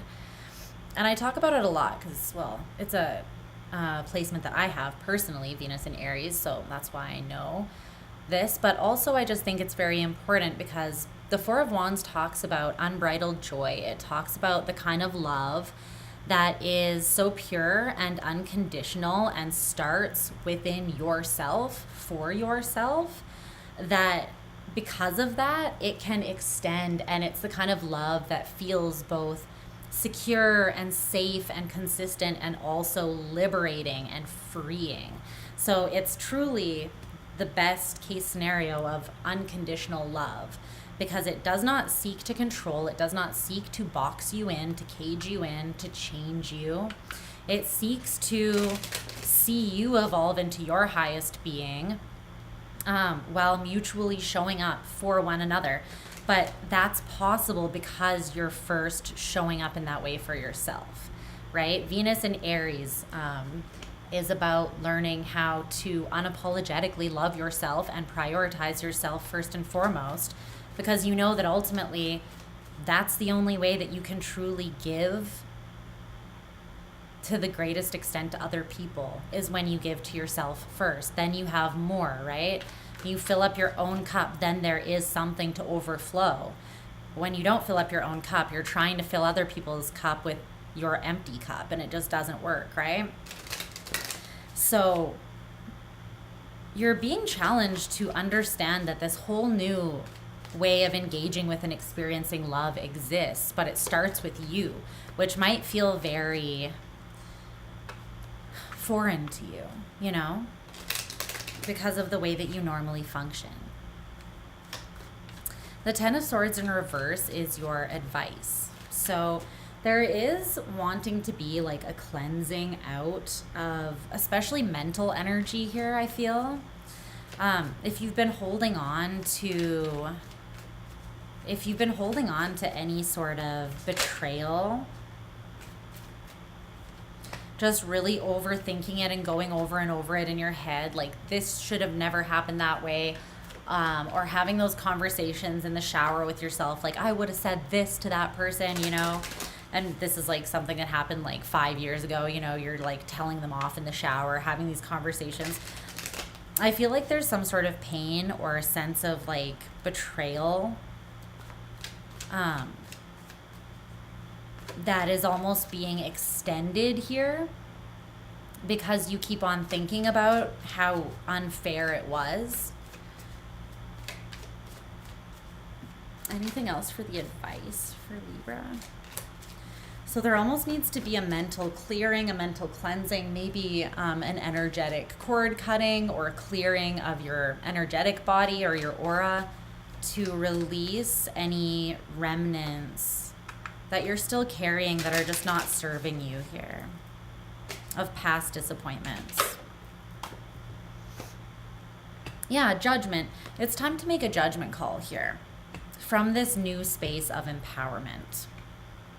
So to be really honest with yourself about exactly what it is that you do deserve, to see yourself and all of your innate worth clearly here, all that you bring to connections, which is a lot, right? All that you offer, acknowledge that fully, what you bring to the table first, and then use that as sort of like a standard by which you judge whether other connections are going to be healthy or sustainable in your life moving forwards, you know?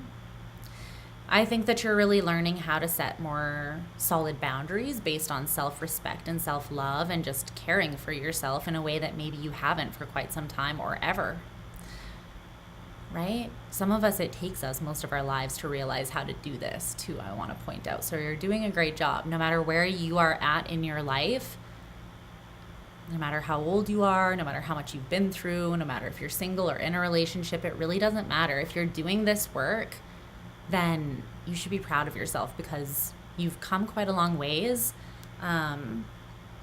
This takes a level of self-respect, self-awareness, and just courage, honestly, to be able to set those boundaries and hold them, and to teach other people how to treat you. Okay?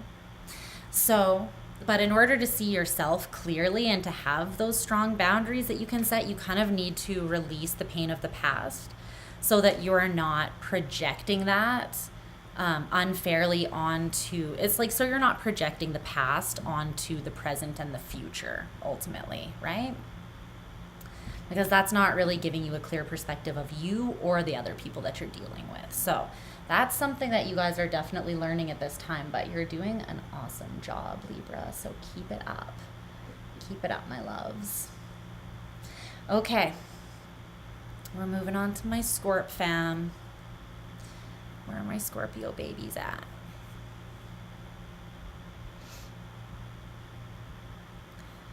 Where are my Scorpios at?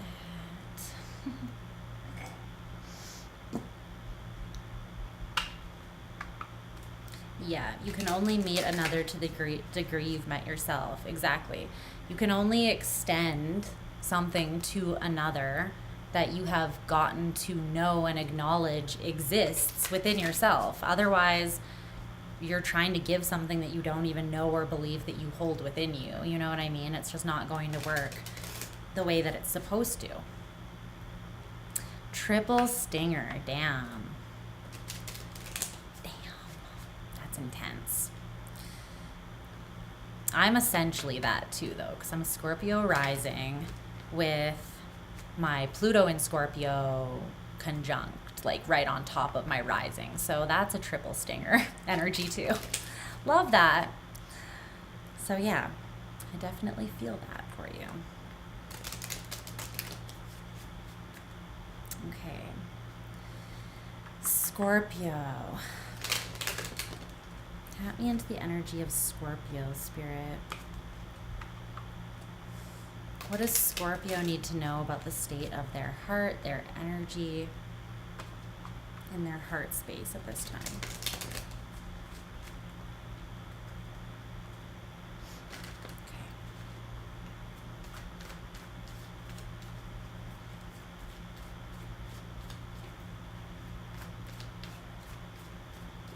Okay. What's up, Dustin? I'm glad you found us. Okay.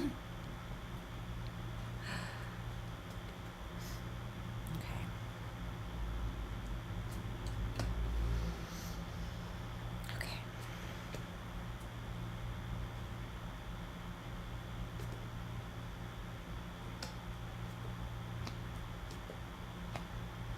All right.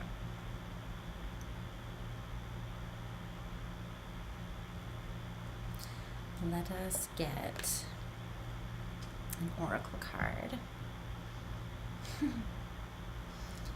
Dang, that's a lot.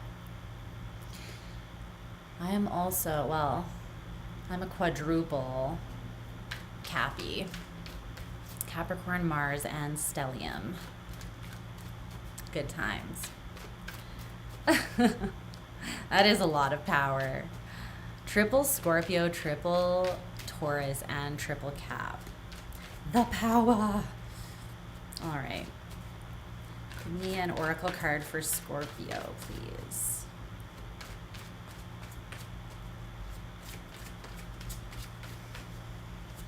One more.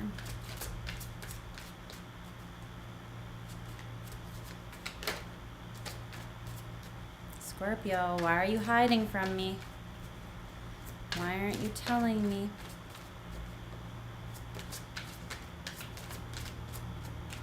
You don't want to talk, huh? You know you can't hide from me.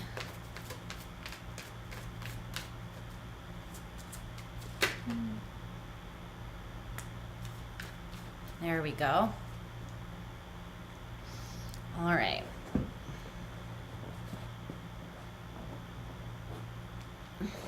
Okay.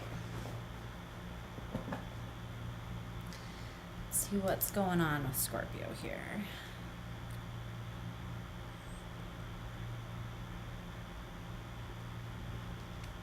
Okay, Scorps, so let's take a look at your energy, your heart space energy at this time. So you have Temperance in reverse with Strength.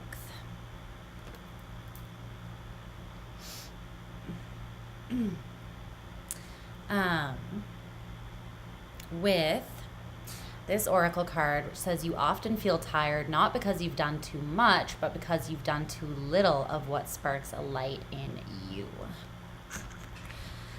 Scorpio, of course, we're going deep with your reading, as per always. What's up, Soph? Okay. So, let's see. Let's get more on this. But this is telling me that currently there is a bit of an imbalance surrounding your heart space. And I feel like you're a little bit locked down or defensive surrounding your heart at this time, Scorpio. That's what I'm kind of feeling. With this Strength card, it's like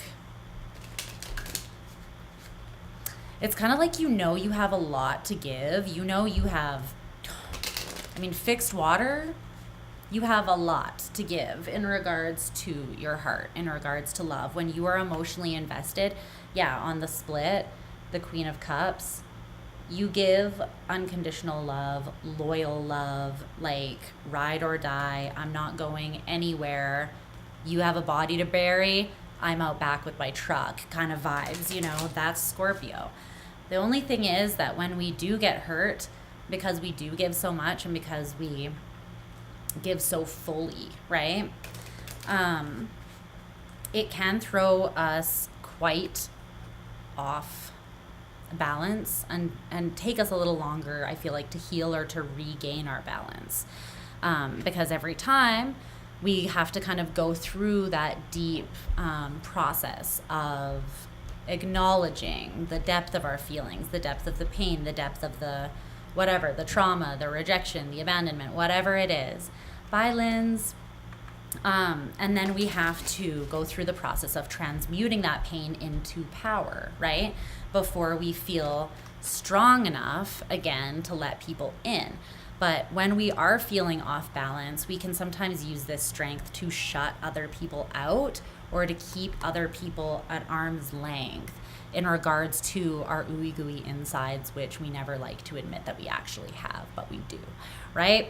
We have like one of the biggest hearts of the zodiac, and we just leather jacket and, you know, put on our cool shades, and we like to take the slack and pretend that we aren't just big mush balls inside, but we are. So, I feel like you guys might be feeling a little bit worn out, just because there is not a natural energy flow to and from your heart at this time, for whatever reason, okay? I'm not saying you don't have a good reason for that, but because there isn't a natural, open, symbiotic flow, and energy likes to flow, right? It doesn't like to be stuck or stagnant.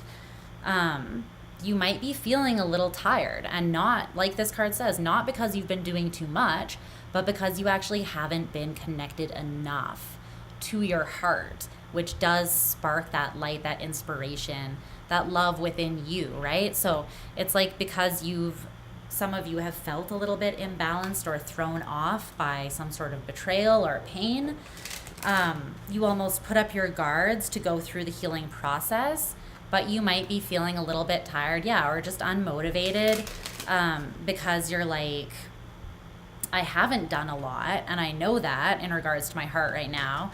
But at the same time, every time I do, I end up doing too much, or people just do too little in response to what I'm doing, and I end up feeling tired either way. So you might just be feeling unmotivated to really open up that vulnerable part of you at this time for one of those reasons. Okay, so why your heart's energy is in this space is the Three of Swords in reverse and the King of Cups. There you are. See, it's exactly what I said. The Three of Swords in reverse, you've been going through some sort of healing process. And you are transmuting everything that threw you off balance into deeper emotional intelligence, even deeper loyalty and higher standards for yourself and what you deserve. You know, like, there's a reason why we isolate as Scorpios when we're really going through it, because we go to those super, super, super deep places. And not everyone can withstand the pressure at the bottom of the freaking ocean. You know what I mean? But the King of Cups can. And the thing about them is they can also contain it very well without being overwhelmed or without showing other people what's going on internally. And I've said it before, and I'll say it again, that can be a pro and that can also be a con. Sometimes having the best poker face, or, you know, not letting anybody know when you are going through something really intense or dramatic inside, sometimes that's a good thing, and sometimes that can actually hurt you, because sometimes you do need the support and validation of others that you're not alone, right? Sometimes you don't need to isolate.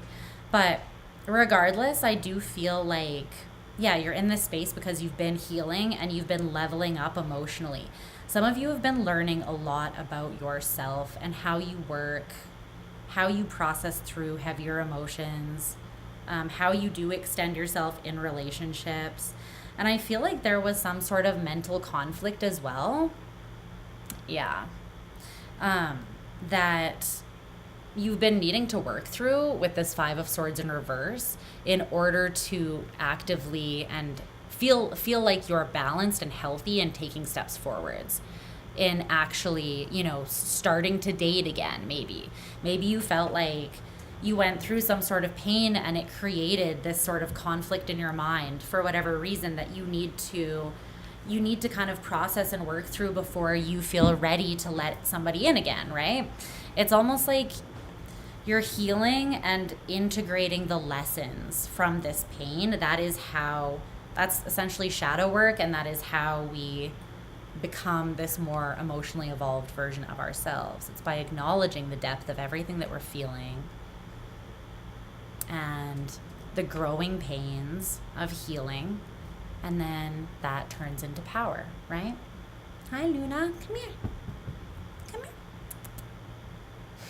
She's like, no. What's challenging you to grow or learn at this time is the Page of Swords in reverse. There's an old way of thinking that needs to shift. I think that this is like assumptions that you had made that maybe were proven wrong. And you were like, wow, I can't just assume that anymore. I'm going to need to take a look at how I feel about this or how I think about this and maybe shift my perspective, or at least open myself up to changing my mind or my views surrounding something. Tell me more about the Page of Swords in reverse.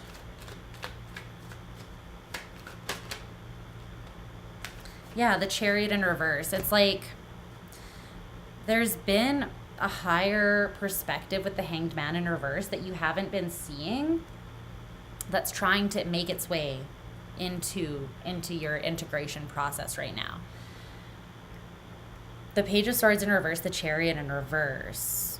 Whatever this was, what's challenging you, it's like a limited way of thinking that has been holding you back from moving forwards. In alignment with like your emotional, the full strength of your emotional willpower really is what the Chariot is about. Cancer, it's cardinal water, right? It's taking your emotions and being able to use them to direct them with your will and your alignment to then like project yourself forwards in a really powerful kind of way.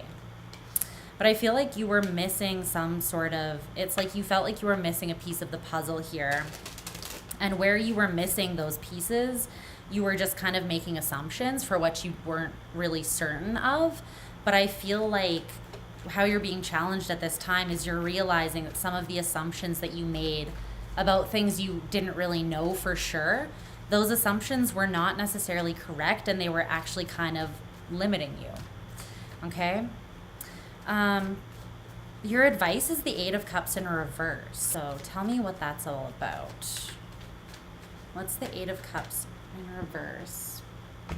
The King of Swords.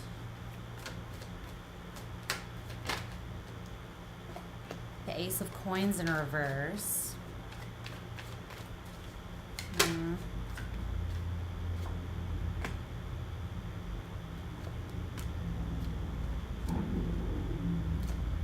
Justice in reverse.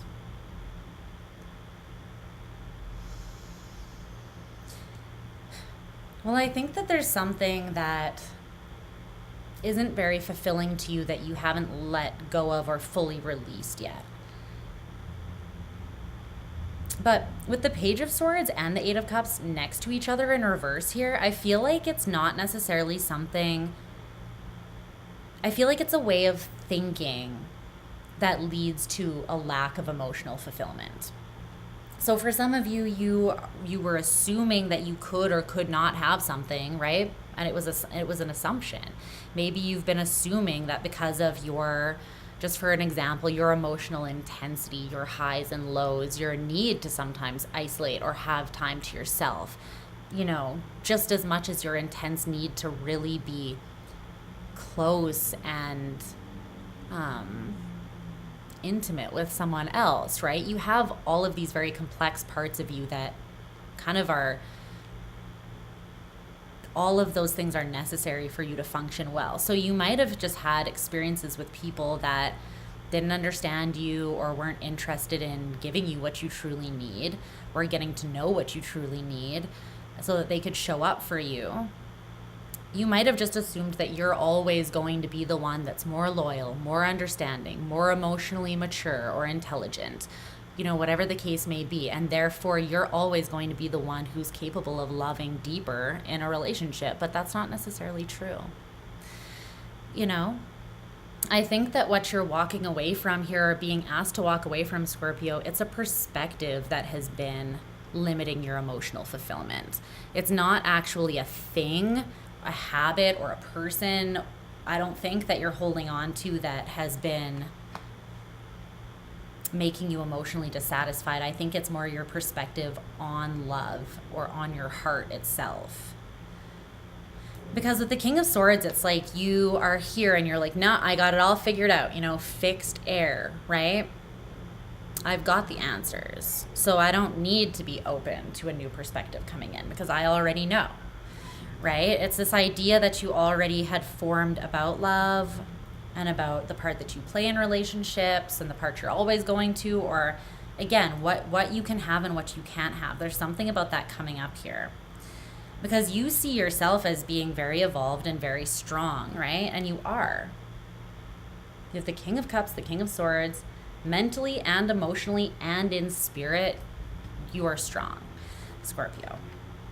And I don't think anyone would attest to, or would come up against that.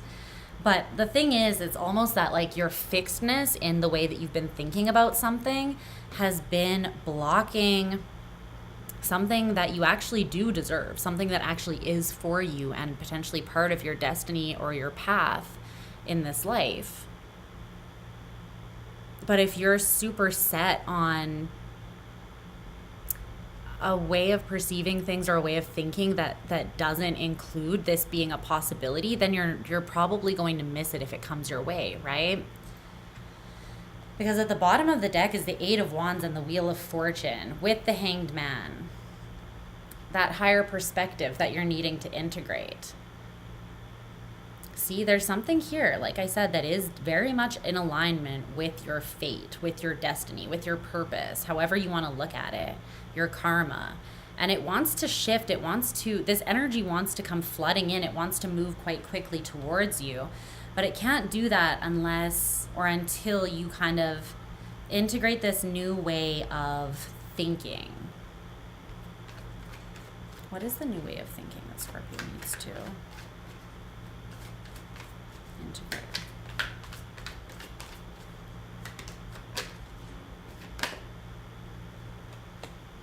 You feel like it always has to be heavy, or it's always going to feel super heavy. This is kind of like love is pain, but I'm willing to suffer for it. You know what I mean? And sometimes love can be pain. I mean, life is kind of pain. That's kind of just the human condition. To some extent, we all experience pain and being let down because no human is perfect, right? But I think you really have it solidified in your head that it has to be hard. And I think something wants to flow into you that is divinely given, meant for you and on your level, you know, so that there can be that healthy flow of love. But you have to believe that it's possible. And if you keep on telling yourself that something is really, really hard, then your perception of it being hard is creating the reality of it being hard.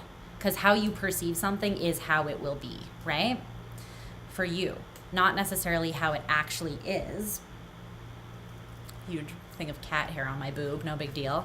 But it's not meant to be so hard, Scorp. And just because, you know, a lot of things in a Scorpio's life are difficult, right? We are sort of like, Scorpio is a sign that has to do very much with strength and perseverance. And we learn lessons the hard way, and we transmute, and we go through that process of constantly dying within ourselves to be reborn harder, better, faster, stronger. But don't lose your softness throughout that process. Don't lose your softness throughout that process, because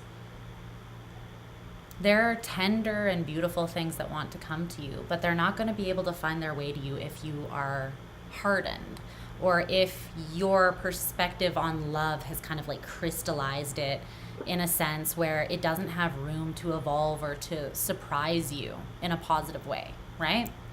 Leave room for miracles, leave room to be pleasantly surprised, I guess. Okay? Don't expect it, but leave an openness for it to happen. And state your desire for it, you know? Okay. I love you, Scorpio. We're moving on to Sag. Let's see what's going on with Sag. What's going on with Sag? We're all just working through some deep-ass heart stuff, hey? Apparently. Coming off the back of that Venus retrograde, let me tell you, I think we all had some, what's up, Shawna? I think we all had some rude awakenings during that period of time.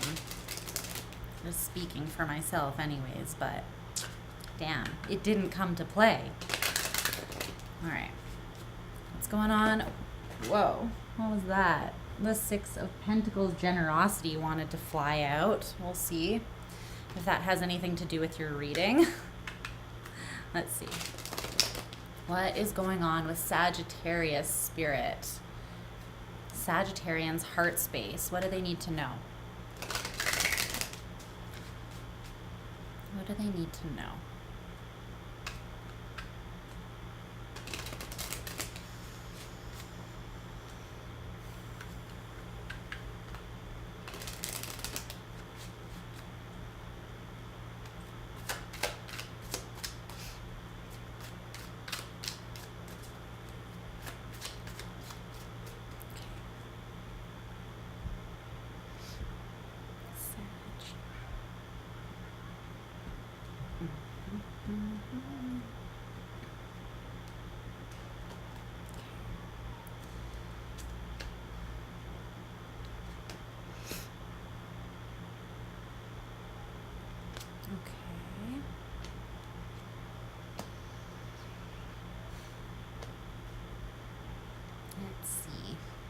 You're welcome. Let's see. Whoa. Okay. All right. I think you're leveling the fuck up here. Sag is what this kind of looks like to me.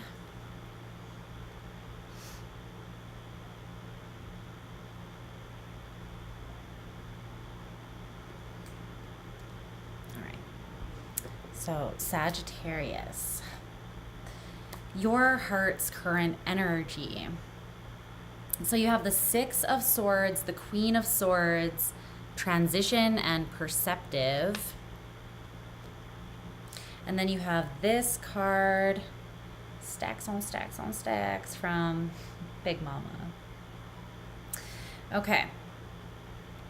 So there is a shift happening in your perspective or your perception surrounding love, what it is that you deserve. I honestly think that you're realizing more and more how much you actually bring to the table, and you're moving more into a phase, it feels like, where you're not selling yourself short anymore, and you're not allowing anybody else to give you crumbs, you know, to give you scraps. You're just not settling for it. You're like, have you met me? Have you seen me? Like, I'm money, honey. I am money. And I feel like you haven't always stood this boldly in your self-worth, you know? there's something that is definitely evolving or transitioning in this area right now.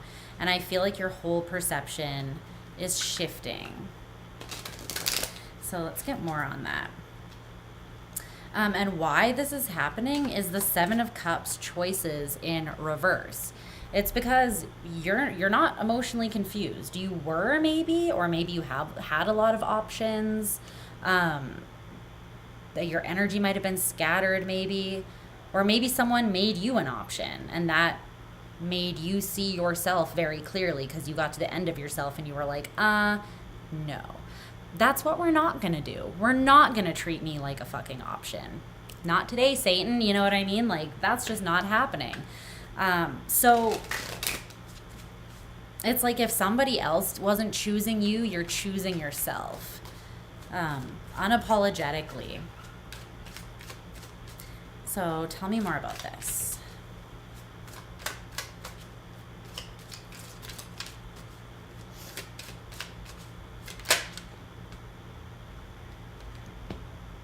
The Knight of Pentacles, efficiency, and the Queen of Wands, determination in reverse.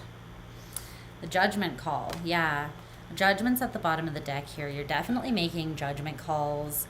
For some of you, you had someone from the past come back and it really cleared things up for you. It's like someone from the past came in maybe and tried to treat you the way that they did in the past, and maybe it made you realize, it brought you this emotional clarity where you were like, I used to let people treat me like that.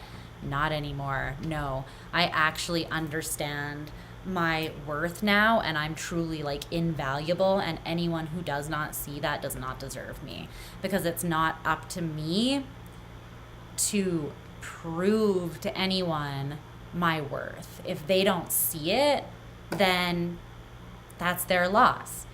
You're welcome, Soph. Thanks for being here, my love. I appreciate you. You know what I mean? And you're making this judgment call. You're like, look, buddy, things are not the way that they used to be. I'm not the same person that I used to be. I've grown. And I think that, well, what's this Queen of Wands in reverse? What's the Queen of Wands in reverse?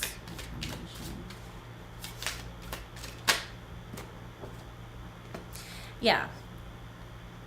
Yeah. You're so full of unconditional love for yourself right now that it's almost like you have this bullshit sensitivity, like bullshit sensor, you know?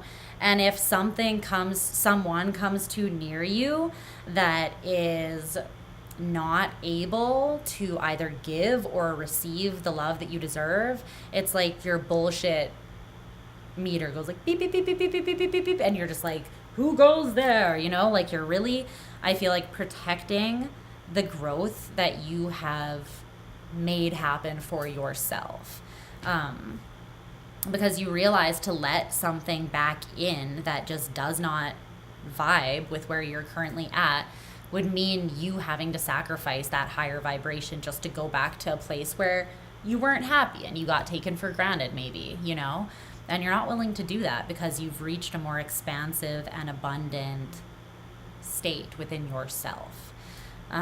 So you're also wanting to do what actually makes sense, like what is efficient, what is effective. And therefore, you're not going to waste your time on, you know, like losers. No offense, but, you know, some people truly are kind of just like, you know, a little bit questionable when it comes to how they treat people in relationships, right? And you're just not playing around with it anymore. You're just like, no. I have no determination, no drive, no passion, no inspiration whatsoever to chase after things that are not going to go anywhere, essentially, which makes perfect sense. So totally stand behind you on that choice. So what's primarily challenging you to grow and learn most right now is the King of Cups, emotional maturity in reverse. I think that some of you realized that it was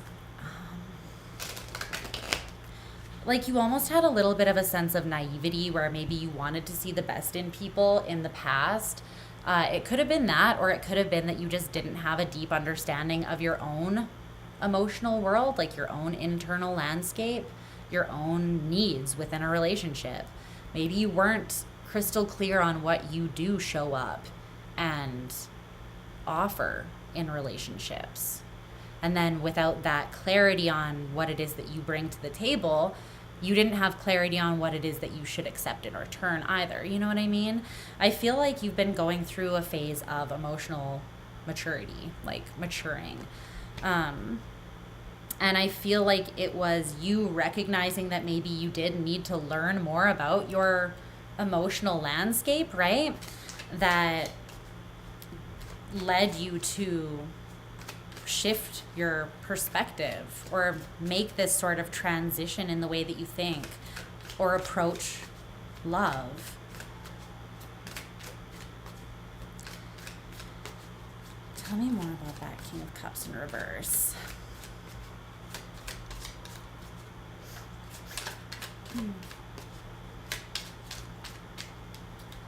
see.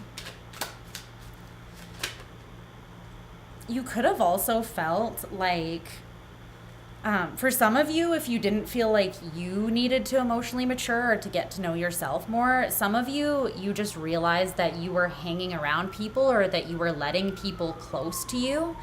Like you were having interpersonal relationships and giving a lot of energy to people that were stifling your emotional growth because they didn't have that much to give, right?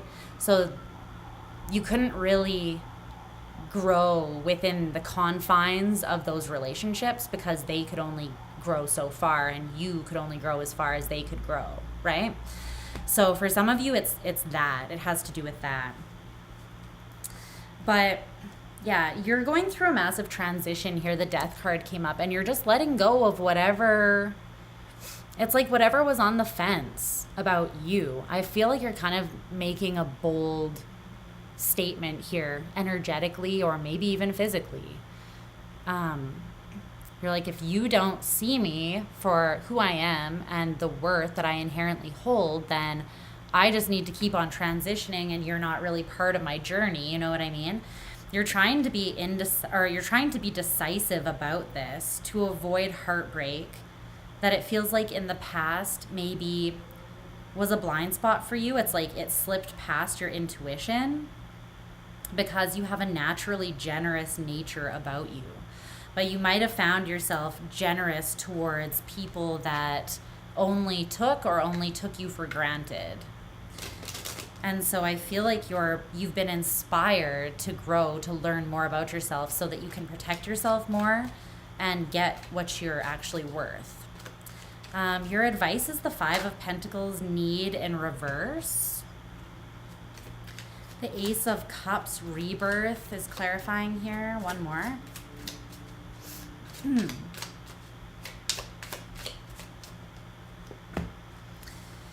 The King of Pentacles, wealth.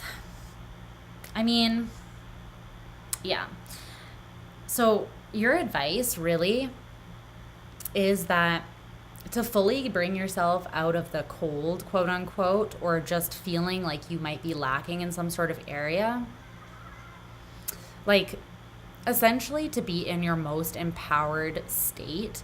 Again, you want to fill up your own internal reserves. You want to hold a safe, sacred space for yourself where you are radically accepting of and loving, unconditionally loving towards yourself, right? With this Ace of Cups, rebirth. This is like the new version of you. It's like you prioritize yourself, you put yourself first, you pour into yourself first and foremost, and then whatever is naturally overflowing or what you're naturally inspired to be generous with or to share from that place, that's what you're going to share. But you're not going to overextend, you're not going to give what you don't really have to give or what you you're not going to give to people who are just kind of taking when you don't have that stability within yourself. So I feel like right now you're creating that stability and overflow within yourself so that you still have, it's like it's strengthening your boundaries, but also making you able to be more generous with, even if you have no expectation of getting something back in return. You know what I mean? Because when you have this overflowing cup, it's like you're not really as worried about reciprocity, although you should still have healthy boundaries and not settle for people just using you. You're not really having to worry about, it's not like tit for tat, like I gave you something, now you give me something back, because you're not in a state of lack from having shared that part of yourself. You just overflowed what was excess, and you naturally overflowed and spilled it onto them, right? So it didn't take anything from you, if that makes sense. It's like you have this wealth of love and energy and high vibration to give. And it's no longer, once you get into this state where you really need nothing outside of yourself and your own love that you are giving yourself, right? That's when you really have the most to give, and when it stops actually feeling like work to give. Yeah, the siren is validation. So I feel like what you're being advised to do most right now is just pour so much into yourself that you are just overflowing. It's kind of like a billionaire, right? They have so much to give that they can then be more generous. So you're building up this wealth, but it's like an emotional wealth or a wealth of love. And then you're going to have that to share. But at the same time, I do feel like you're redefining your own standards. It's the redefining of your own standards, I feel like, that's actually allowing you to build up this love, this, vast wealth of love inside of you, because without having those boundaries, you can't really build up love inside of you, because people are constantly just reaching past the boundaries you don't have and taking from you, right? So it's hard to build up an amount that you can then give, because people are always just reaching in and taking. So I feel like you're doing those two things simultaneously. You're redefining and strengthening your boundaries, and you're also building up your internal reserves so that you can give more generously without feeling like you're being taken from or used. Okay? That's what I feel is going on for you. I like that, Sag. I like that energy a lot. Okay. Rings true. All right. Let's move on to Capricorn. Cappy. What's going on with my Capricorns in regards to love and the heart? What is the current energy of Capricorn's heart space, Spirit? What does Capricorn need to know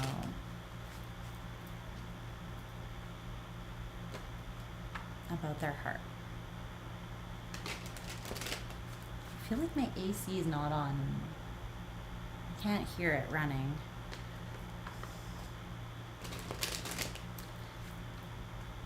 I don't want to go check and see if it is, because it's too hot today for it to not be on. So just give me 1 second, okay, you guys? Close this.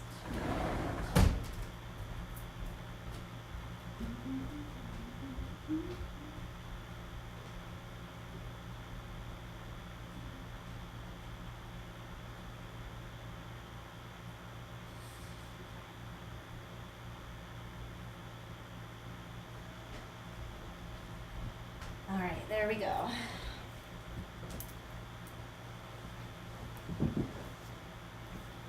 Turned it up a little bit because it's getting a little bit warm in here. Okay. Let's ground the energy, cleanse and release all previous energies. Let's see what's going on with Capricorn.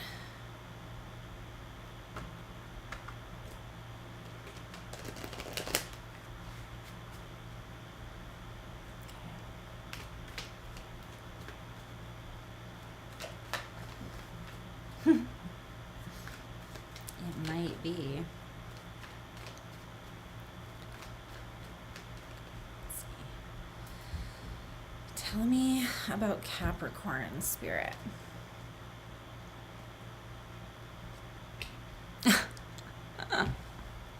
The first card is the Ace of Wands. After you say Capricorn's reading's gonna be hot.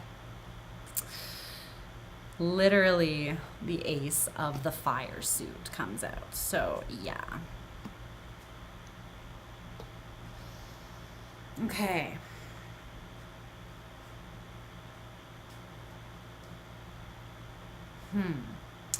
I feel like you're really clear on what you want. You're just not sure if you believe that you actually deserve it.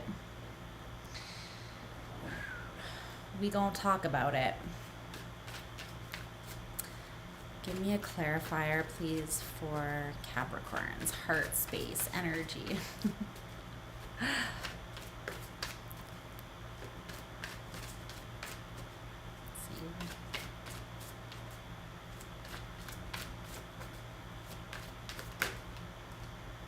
Why?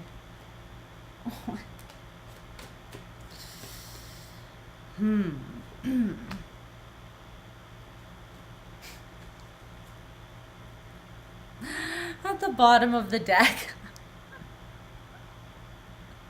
I'm not gonna take that, but that's hilarious. I just think it's funny that all these spicy things are showing up right after you said Capricorn's reading's gonna be hot. Okay, let's timestamp this and get into it.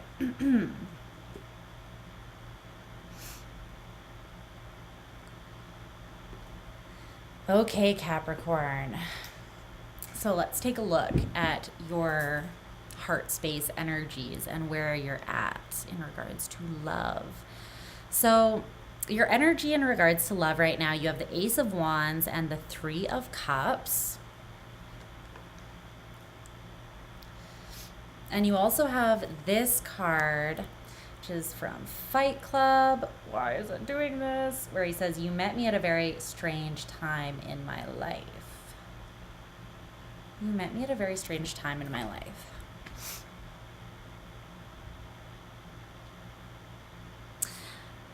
I feel like you have new relationships opening up in your life or coming into your life, or you have new opportunities in this area becoming available to you. This is kind of showing me like a fresh spark or an influx of connections. And this could just be community. It could be friends. It could be you're getting closer to family. It could be you're just meeting new acquaintances or coming into contact with more people in general.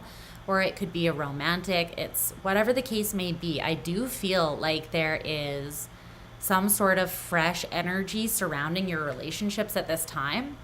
But it's like you don't really know exactly how to deal with it or what to do with it. Because I think that you have this internal belief that you're kind of in a weird place in your life where maybe you know that you're in the middle of sort of a transitionary state, like a big transition in your life or something. And you're like, this would be happening right now. You know what I mean? Like, people would want to be closer to me at this time in my life when I'm not necessarily sure I want to let people close to me, you know? It's kind of one of those, like, where were these people when I was in the energy of wanting more friendships and relationships around, right? And then now you're kind of wanting or maybe feeling like you need more space to process or to, like, you're going through a big change almost. I'm almost getting the sense with that energy that you feel like you're going through such a big shift right now that you almost don't know entirely who you are at this moment. It's like something so big is evolving within you that you feel as though you're entering like a new era of you. And you don't know totally what that looks like yet. And so these new people are coming in, maybe these new relationships, fresh energy, solitary revolution. You know, but you're not really entirely sure how to take it or what to do with it. Because you yourself feel like you're kind of a little bit in a strange time in your life. You might feel like you're kind of half the old you, half the new you, like you're really in the midst of this transformation. And so, yeah, it's almost like you don't really know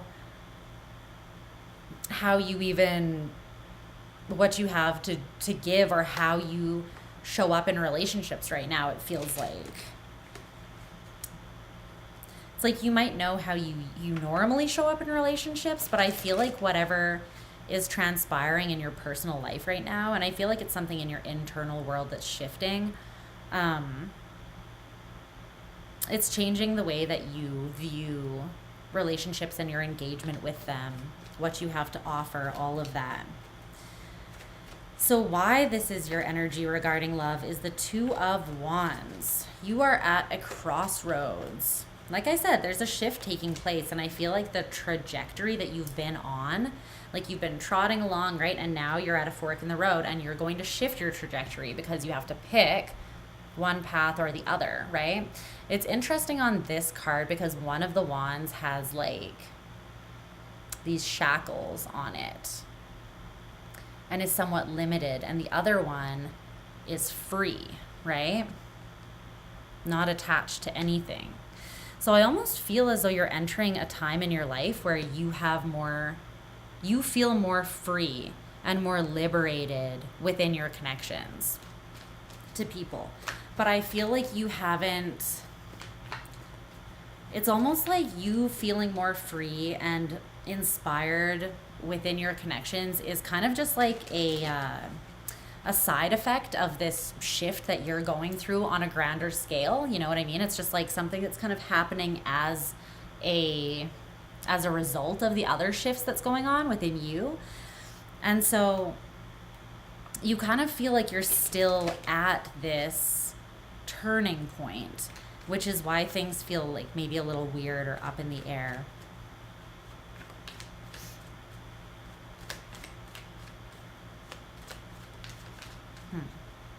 Okay.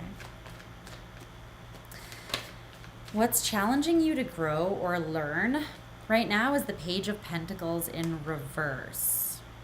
What's the Page of Pentacles in reverse? You may feel as though you're going through a phase right now where you're shifting into a time where you feel like you know yourself more deeply, or you feel more confident about yourself, and so you're more open to letting people in because you have more of that self-confidence and respect for yourself. It's like you trust yourself, so you trust yourself more with other people as an extension of that. But I feel like what has been challenging you to grow in this area is that you may feel like you were kind of shut down to connections with other people in the past, or deep, intimate connections. Maybe you felt more comfortable being more surface level or superficial with people, but not letting them close.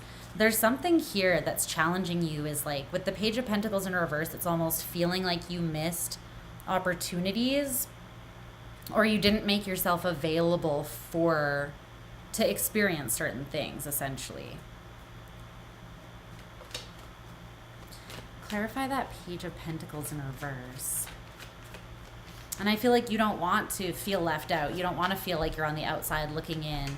This could just be like as simple as, let's say, like after work, all of your colleagues go out to the bar and they have drinks together, and you always just kind of like go home and do your own thing.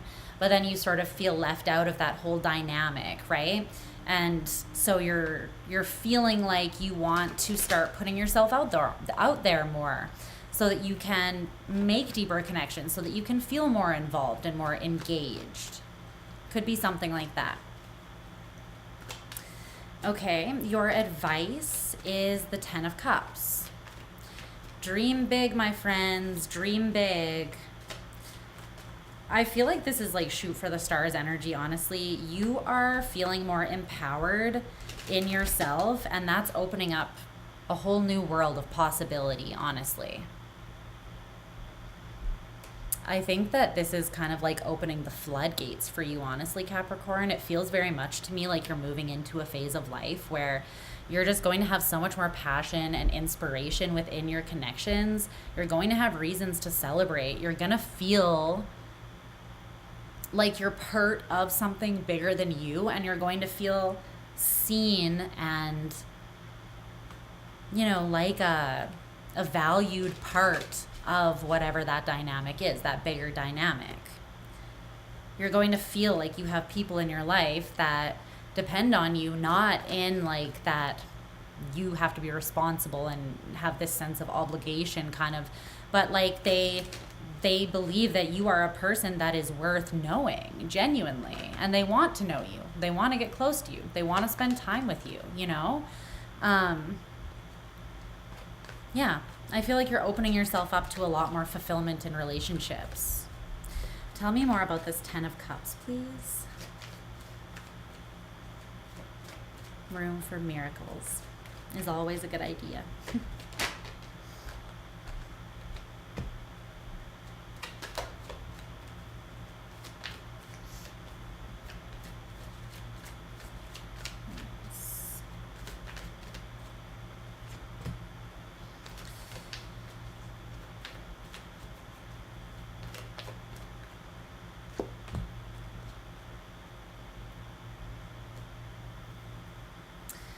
You're strengthening the part of you that is open. I feel like that is more open-hearted, and that is more open-minded in like in terms of considering the possibilities and the potential and not limiting yourself. You know what I mean? Not saying, oh, that will never happen for me, but yeah, removing limitations for yourself. I feel like that is ultimately the transition that you're going through. And I feel like it's going to affect many other areas of your life other than just relationships and your heart space. But this is definitely one area that you're going to notice a really big impact on. I think that you're realizing that you were missing some sort of higher perspective about connection before. Maybe you didn't really realize how much you need more connection in your life, or just how valuable it could be, you know? Maybe you were thinking that it would just be work, or that it would drain you and not give back in some sort of positive or valuable way. But I feel like some sort of higher perspective is opening up for you, and it's making you realize that you actually do want to put work, time, and effort into your relationships and your connections, and just being more open and more available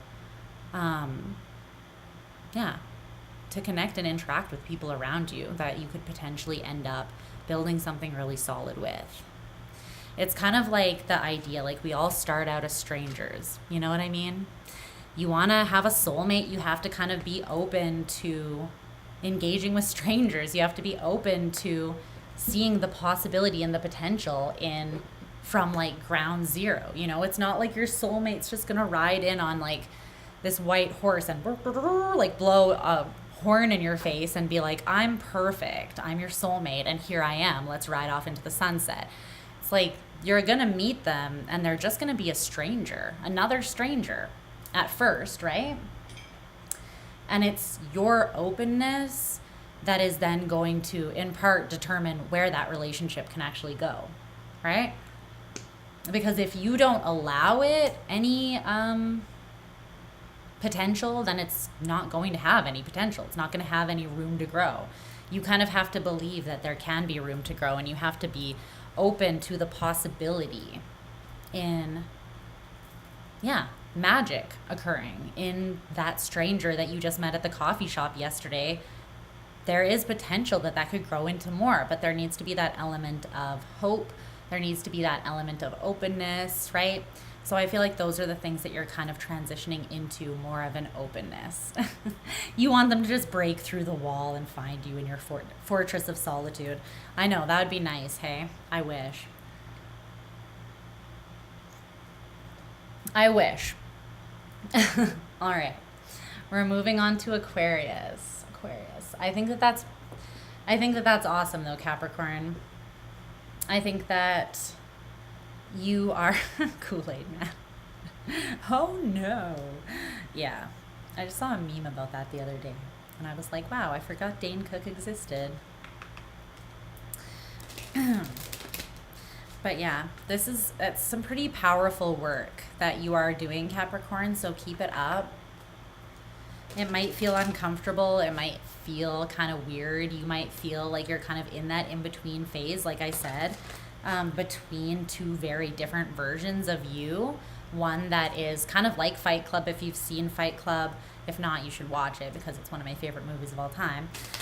And it's amazing and trippy and has a huge plot twist, so you should go watch that. But it's like there's two versions, right? One version is like very responsible. One version is very like things are black and white. One version is very I color within the lines. And the new version that you're breaking out into is like I take informed risks because I trust myself, you know, and I act on my desires, again, from like a responsible, balanced place, but you're letting yourself like live a little wilder, you know what I mean? And I think that you're going to experience a lot more joy and a lot more connection and overall just growth and evolution as a result of that. So keep on going. Okay. Aqua. A blockbuster week. Make sure you're the main character. Okay. Aquarius. Aquarius. What's going on with my little alien babes?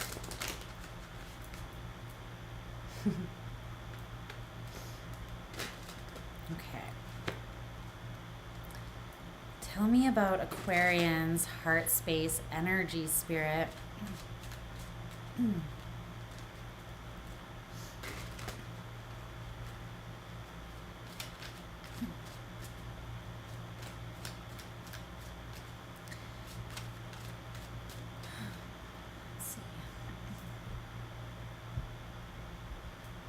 Bye, Woodchuck. Love you. Okay.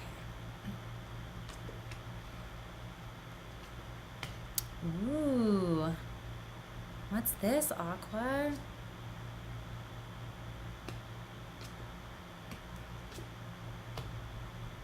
Wow.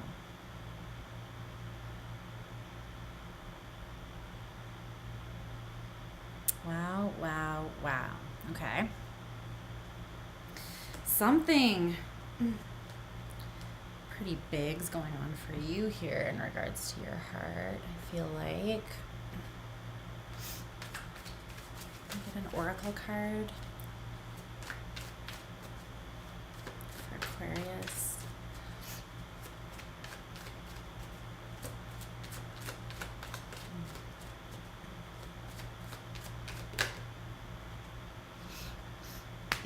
Yeah.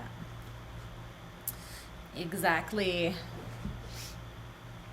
Okay.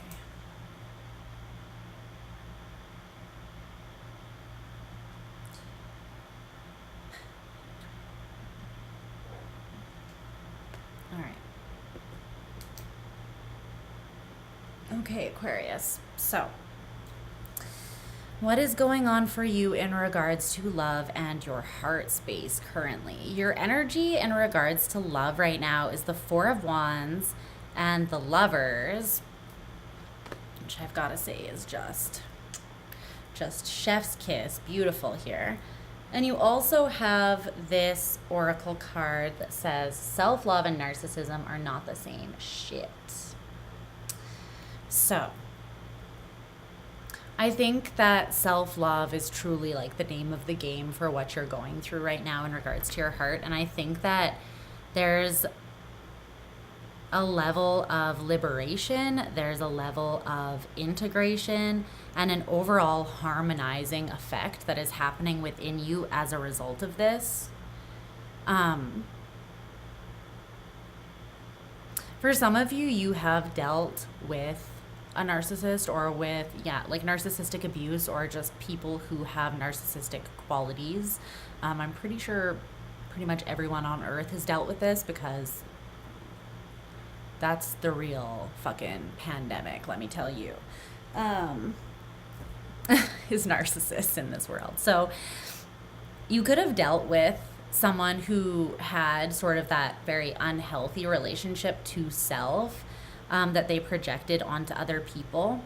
And for that reason, you could have almost been worried or like ultra aware of your own selfish tendencies. You know what I mean? Like oftentimes when we deal with people like that, we come out of that thinking like, I never, ever, ever want to be like that or to treat other people that way.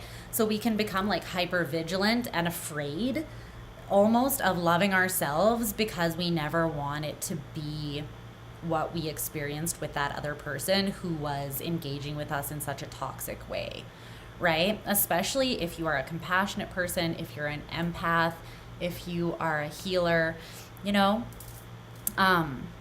if you're asking yourself whether or not you're a narcissist because you genuinely care about not hurting other people, you're absolutely not a narcissist because a narcissist would never do that.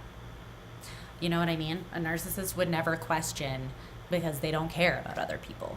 They're literally missing the little part inside of you that makes you capable of empathy. You know what I mean? So if you are even questioning that, then I have a surprise for you. You're absolutely not a narcissist because they would never question it. You know what I mean? They have no self-awareness or self-responsibility. So I think that you're realizing it's like you're not feeling bad about unapologetically loving on yourself at this time. Even if you had dealt with someone who was like on the narcissism spectrum, or maybe someone at one point in time, maybe you were prioritizing yourself and someone like called you a narcissist or called you out for being selfish or something like that, and ever since you've been a little bit insecure about actually giving to yourself the way that you deserve to give to yourself, right? But with this Four of Wands energy and the Lovers, this is beautiful, honestly. It is like the epitome of having integrated the duality with yourself, having created a safe internal space for yourself to just be. And that is self-love, you know? Self-love is not expecting yourself to be perfect because none of us are. Self-love is holding space for your shadow, for your shortcomings, for the things that you still need to learn that you haven't learned yet. Holding grace and radical acceptance for yourself, you know what I mean? Just holding space for you to just do the best that you can do with what you've got, and to continue doing that on and on and on as you progress. And so there's something here where you've broken out of a period of being really unfulfilled and unhappy within yourself. Because why you're in this energy, like what brought you to this energy, is the Nine of Cups in reverse.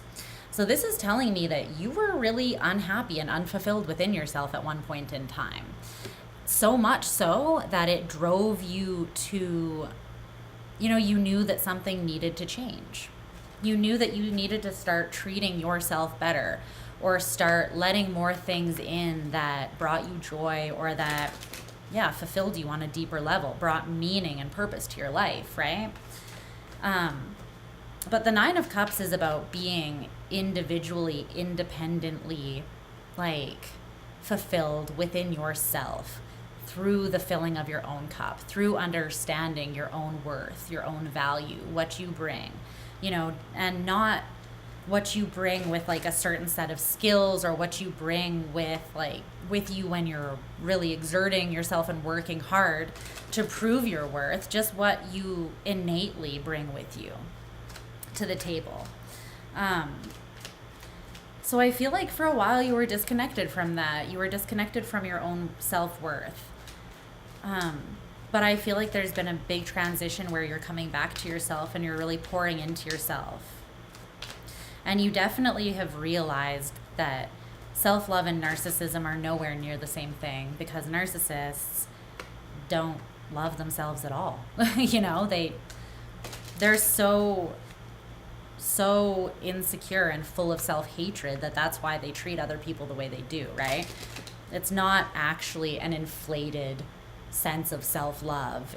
That's just a mask that they wear to cover the fact that they actually hate themselves, you know? They cannot stand themselves, which is why they want to make other people feel as shitty as they feel. They just mask it with this disguise of I'm the best, you know? They don't believe that. So that's why they need constant validation telling them that they're the best, because they don't really believe it. So I feel like you're healing from some sort of maybe toxic dynamic or run-in, or even understanding. Like maybe you thought about yourself that unless you're giving to your detriment, to the state of being completely drained all the time, then you're being selfish, you know? Like if I'm not giving all of me all the time, then I'm being narcissistic or I'm being selfish. But I feel like you're breaking through these old beliefs and you're finding more clarity surrounding what self-love really means. And it's bringing you a lot of liberation and clarity, I think. Okay, so what's challenging you to grow or learn is the Artist. So this is an extra card in this tarot deck. The Artist. You're the architect of your own destiny. You know, you are the weaver of your own fate. Your life is a blank slate, and you are the artist that gets to create that work of art, right? You get to choose the influence, the impact, the effect, what you leave behind, what you give to this world, right? Yeah, exactly. Gaslighting 101. Fuck. I'm never going to deal with that again, let me tell you that. But the Artist, what's challenging you to grow is, again, it's like you've come into this state of internal empowerment. And you might have had to reach a really uncomfortable low point or a dead end to realize that what you were doing before, however you were showing up or giving of yourself before, it wasn't healthy and it wasn't sustainable and it wasn't even really the best of what you had to give. Because in order to give the best of you, you have to give to yourself first, right? And I feel like you're just now realizing it's like, this is like Phoenix rising energy, I feel, very much so.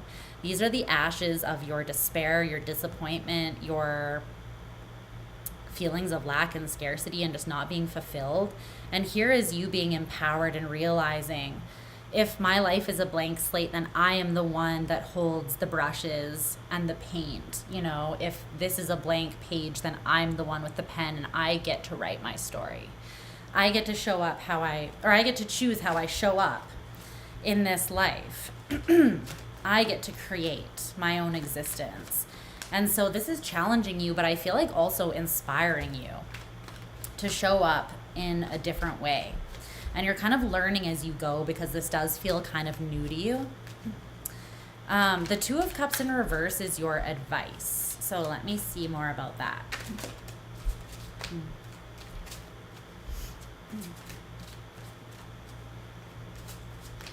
Two of Cups in reverse.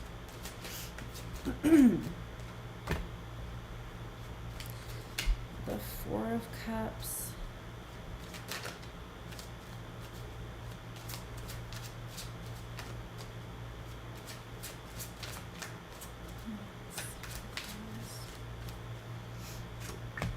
The Ace of Pentacles. The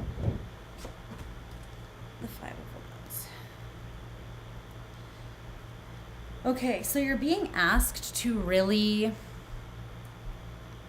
reflect. I feel like you're strong enough now, like you've grown enough, or you have enough understanding that you've gained, like in retrospect. Essentially, I feel like you're far enough out of the crappy experiences of your past that you can now like look back on the things that didn't work. Like, what were those connections that made really big promises and then never followed through and just left you really disappointed, bored, ambivalent, jaded, you know what I mean?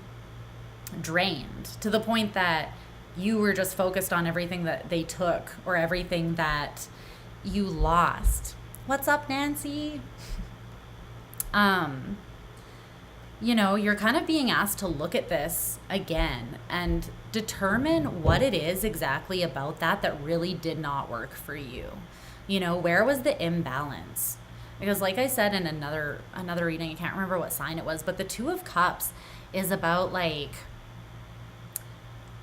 it's about the natural reflection between two energies that are, it's like a natural symbiotic relationship or reflection, energetic reflection.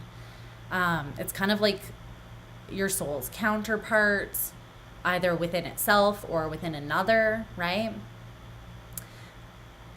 But looking at this is like, where was the chasm between the two of you? Where did those past promises or connections fall short? And the reason that you're being asked to look at this is because they're going to be, with this growth and with this new levels of self-love that you're gaining for yourself, you're going to magnetize new opportunities into yourself. But you might be conflicted with the Five of Wands when these new opportunities do come in, if you haven't done that kind of like review or whatever on the past, right? You want essentially clarity and more or deeper insight into what didn't work in the past, so that when these new opportunities come in, you can easily decipher or discern what is meant for you and what is not, right? And I feel like there's something about really clarifying that in your head. You may have been sort of afraid or just uninspired to go back and look at the past things because you're like, that sucked. I want to forget that ever even happened. So the last thing that I want to do is go back and revisit it, because you're also fixed air. So, you know, you may have been concerned with, if you got back into that state of thinking about that again, that you're just going to get stuck in it in a loop and go back to being freaking miserable. You know what I mean? But I don't feel like that's the case. You're far enough evolved and out of that past experience that you're not going to get sucked back in or like consumed by it in the way that maybe you used to. I feel like revisiting it now will actually give you some really valuable insight that you can use, and it will help you feel more confident moving forwards into new opportunities and relationships, okay? So that is your advice, and that's the messages that I have for you, Aquarius. I hope that they resonated. Okay, we're moving on to Pisces. Where are my fellow Pisces? Where are my fish at?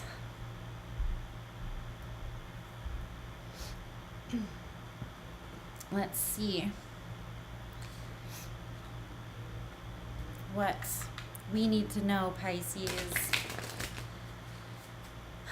about the energy in our heart space at this time. Me too. Pisces Sun and North Node. Woo! I know what direction I'm supposed to grow in.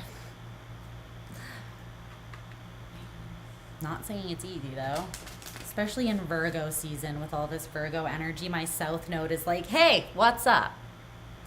Yeah, let's dissect your whole life and be super critical and just put you back in hell where you came from. But no, I will prevail.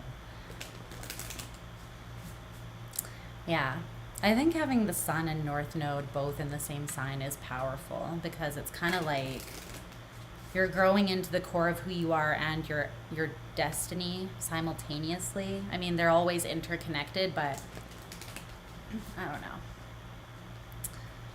We'll see. Let's see. What's going on for Pisces?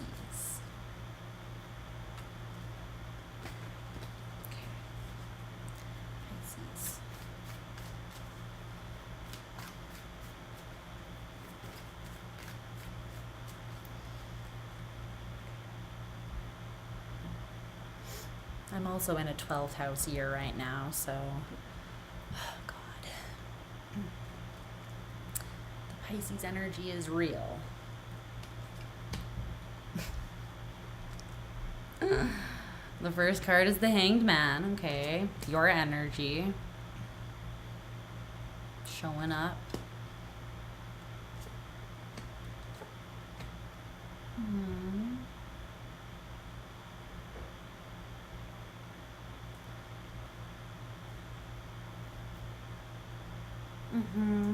Okay.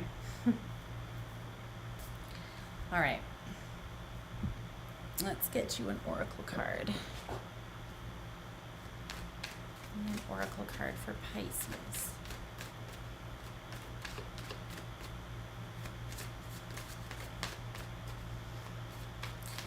You have 3 major arcana cards that are all in the upright and 2 minor arcana cards that are in reverse. I feel like that is interesting. You might feel kind of stuck in like your personal energy right now, but at the same time you feel like the universe or greater forces are conspiring to push you forwards. So you might feel like you're kind of being pushed out of your comfort zone to some degree into an expanded consciousness, a higher perspective, which is ultimately for your highest and best good, but feels like you're freaking dying, you know? So that's fun.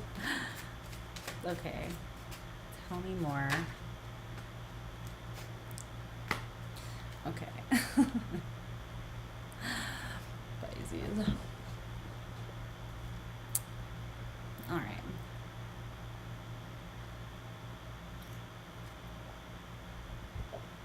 Am I talking to some empowered Pisces today? Are we swimming like sharks, Pisces?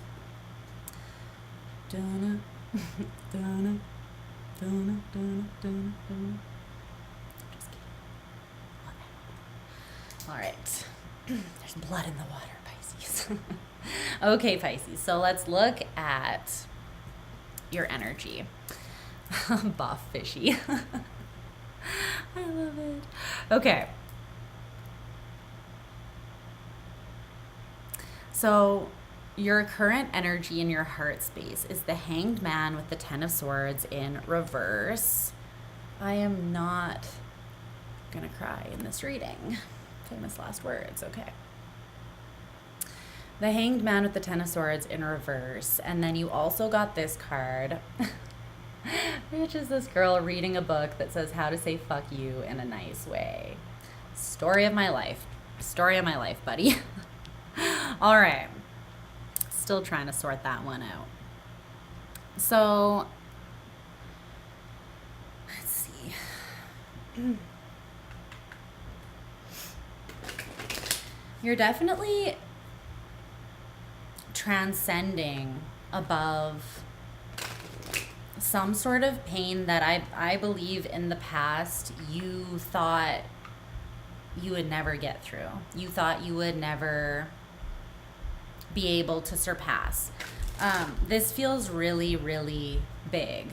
Like, I'm seeing these cards, right, as in like, at one point in time, these 10 swords were once stuck in something, and then the vulture has since come and literally even gotten all of the meat off of those bones. You know what I mean? Like, there's just like this blood left on the swords. It's like there was some sort of deception, betrayal, pain, trauma, wounding that at one point in time, I feel like you felt like you would never be able to see past or move out of, move beyond, right? But you have. You've transcended up above it here with the Hanged Man, or this is currently happening for you, this process. And I definitely feel like it has something to do with you learning how to set boundaries, or maybe to just honestly tell people who need to back off how to back off. It's like, I guess that is still boundary setting, but it feels like almost a little bit more aggressive. Whatever you're learning, it's like there's been like off limits areas in your energy, and then people just like don't pay attention to the signs, don't pay attention, just like walk right in, you know what I mean? And they're like, I'm allowed to be here, right? And it's like you may have not known how to kick them out or reestablish energetic sovereignty. That's kind of coming through. But you're definitely going through some sort of transcendence here, where I feel like you're rising up above this thing that at one time you felt like you were drowning in, or it was consuming you completely. And there is definitely a level of empowered energy here, where you're going to speak your mind, and you're going to draw those lines, you know? Okay. So why you're currently in this energy is the Lovers.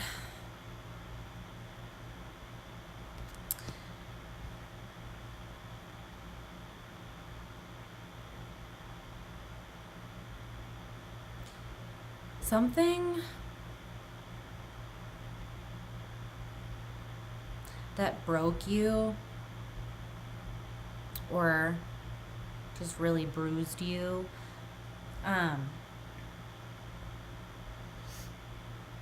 It actually ended up showing you a lot more of yourself that I think maybe you were in some way not seeing or bypassing. Or maybe you were just not looking at it because you were considering it weakness, not strength.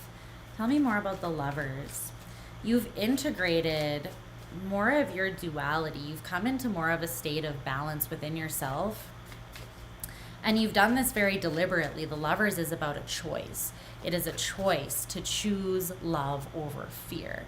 It is a choice to open up, to stay soft instead of hardening, instead of becoming jaded, despite being given a million reasons to become hard and jaded. You know what I mean? It takes real guts to live from the heart. Potentially the most guts. So, I don't know what the Lovers here.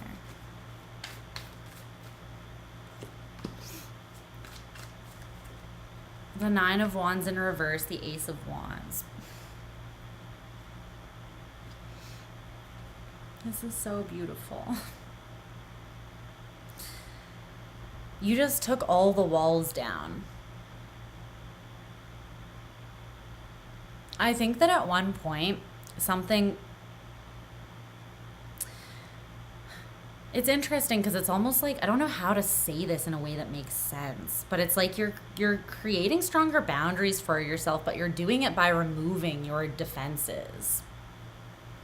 You're doing it by removing your defenses, the Nine of Wands in reverse, and you are substituting them or replacing them with this Ace of Wands. This life force energy, this purity of spirit, this spark of inspiration, this connection to your deepest desires and passion. So you're no longer being fueled by this fear, by needing to build walls and have these guards and have defenses around you because you're scared, right? Because the thing is about love, it never oppresses you. It never pins your wings. It always sets you free. It always liberates you. It always brings you into a transcendent state. It never holds you down. It never asks you to shut yourself down. You know what I mean?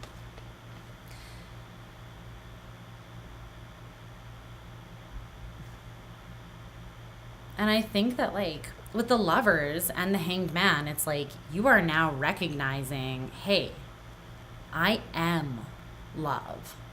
I'm not full of love.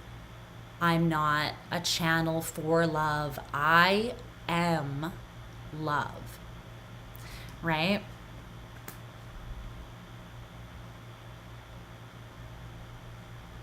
And I think that you're letting that inspire you and almost breathe new life into you. It's like you're allowing that to give you the strength to move forwards from something that could have been very dark and very heavy. But you're coming back to the core of who you are, Pisces, and that is love. That is love that transcends everything. else, right? That is the understanding, the higher knowing that there is only love. It is all love at the end of the day. It's all source. It's all love, right? And so, and that means that, like, no matter what you experience, love can be cultivated from that. Some experiences, it takes more work to cultivate love out of them, right? But it's possible. And it's powerful. So what's challenging you, or what's been challenging you to grow and learn, is the Ten of Cups in reverse. For some of you, with the Ten of Swords and the Ten of Cups in reverse, you went through some shit. You've been in the trenches with bombs going off. You lost a limb, you know what I mean? Like, it's only a flesh wound, but for real. Like, this is gnarly feeling. And with the Ten of Cups, it's like you feel like you may have lost. Yes, we are one. You may have felt like you lost something that at one point in time you thought was very well suited for you, or you perceived to be like your wish fulfillment in some sort of way. It is but a scratch. But for others of you, this is just the pain of never really experiencing the depth of love that you know that you're here to experience. You know, Pisces is, you're a lover. You're a lover at the core of your very soul. I eat emotional flesh foods for breakfast.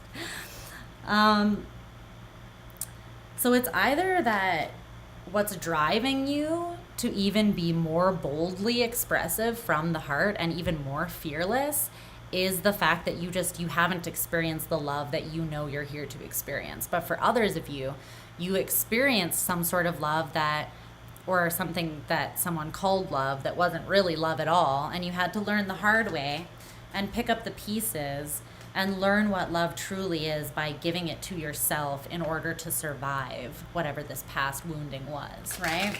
And now that you have clarity and you know what true transcendent love actually is, I feel like you're radiating it to the collective while also holding personal boundaries and not letting people walk all over you and use you as a fucking doormat. You know what I mean? The Fool is your advice. You're really just being encouraged to leap out into this entire new existence, because it feels free. It feels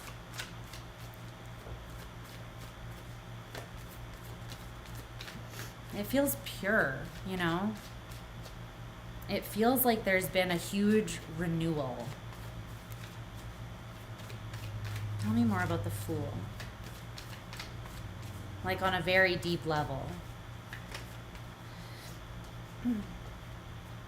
The Knight of Pentacles. Don't rush. Just put one foot in front of the other and move forwards with these new tools and this new understanding that you have. There's no need to prove it to anyone. There's no need to like rush out and rush into a relationship just because now you have this deeper understanding. But let yourself move different, you know? Move different. With the Knight of Pentacles and the Fool. Yeah, one more.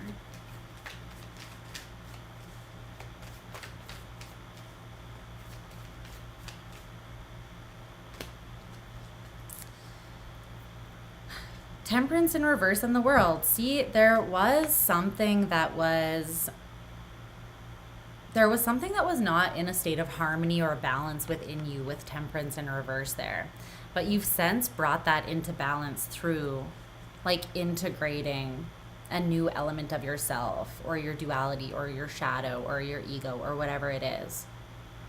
And oftentimes that happens when we get hurt, right? Often our ego takes a hit, and sometimes it takes like that imbalance clearing out and the cycle actually closing, this karmic cycle, this very Saturnian cycle. Sometimes it takes that closing for us to actually realize how much it did actually cause us to grow in a positive way, whether it felt super painful or not. you know, positive growth doesn't always feel good, right? But it doesn't mean that just because it hurts or it's uncomfortable that it's not leading you somewhere beautiful, right? So just keep moving forwards into this new existence of love, where you move from the heart, not out of fear, but you still have strong, healthy boundaries, and allow this cycle of imbalance and disharmony to close out, because you've learned whatever lesson this is. You have transcended above it. Okay? So rest on the confidence of that new knowledge and that expansion and healing and growth, because I know that you feel it internally. I know you feel how powerful and how strong that shift has been for you. So yes, Pisces, those are the messages that I have for you. I love you so much. I hope you're doing well. Okay. I'm going to move on to Haley's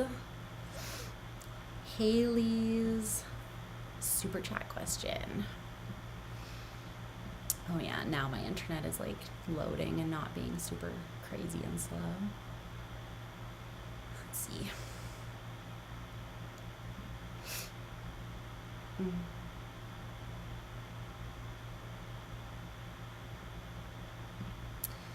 Let me see here. YouTube Studio. Let's open this up. Where is it?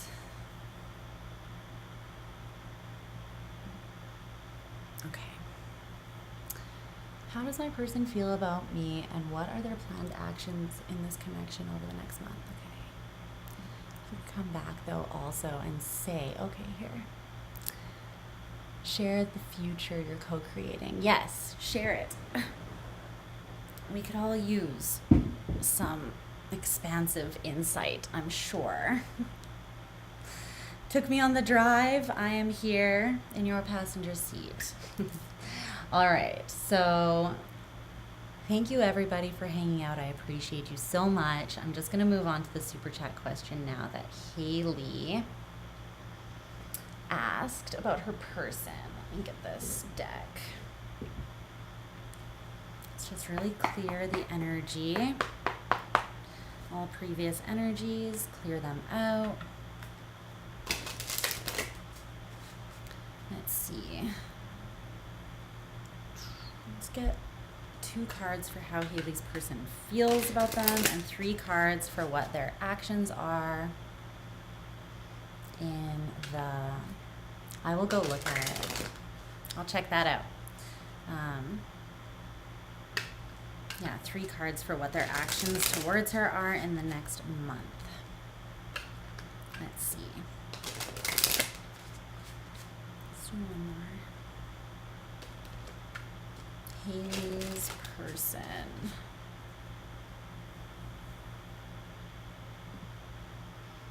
Deeper into the trance of higher mind.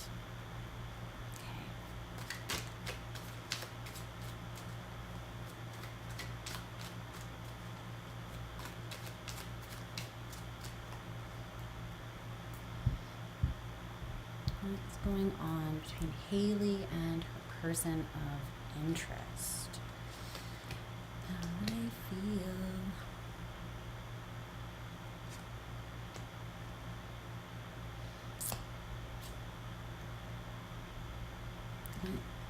I feel like I need to actually cleanse the energy here after doing that whole reading first, actually. So let me just actually light this. I like some sage because I just feel like a true cleanse is in order. The deck.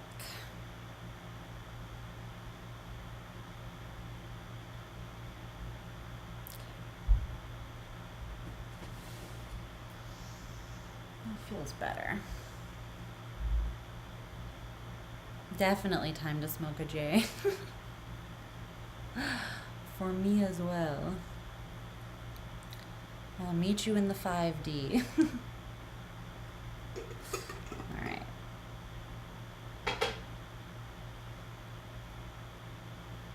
That's better. Okay. Just put this down.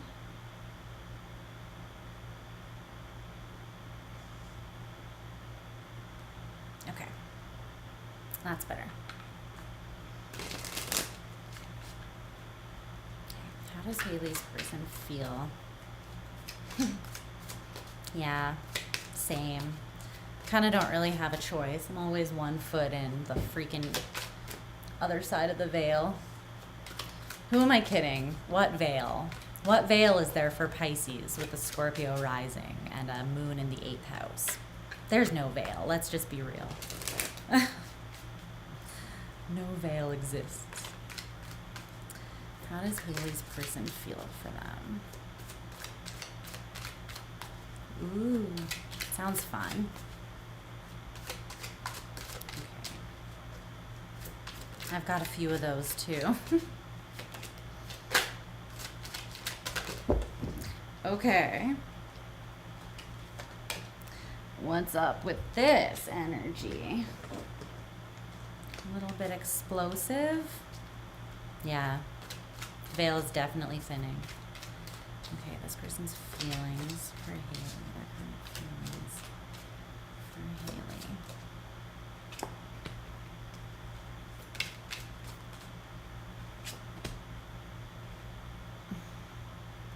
Okay. Working on it as well. I'm working on it as well. Okay, their actions towards Haley over the next month.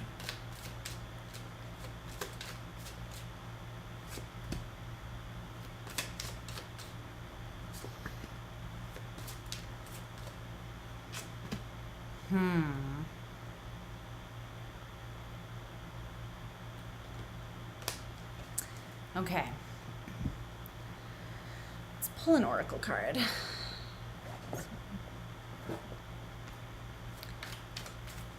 Tell me about this person's feelings for Haley currently.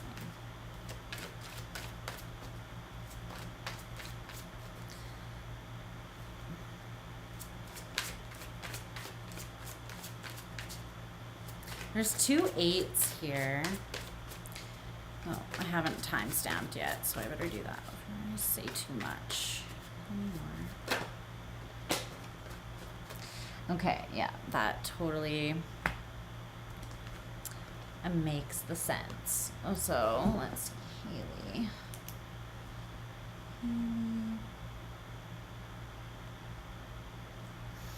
Starting at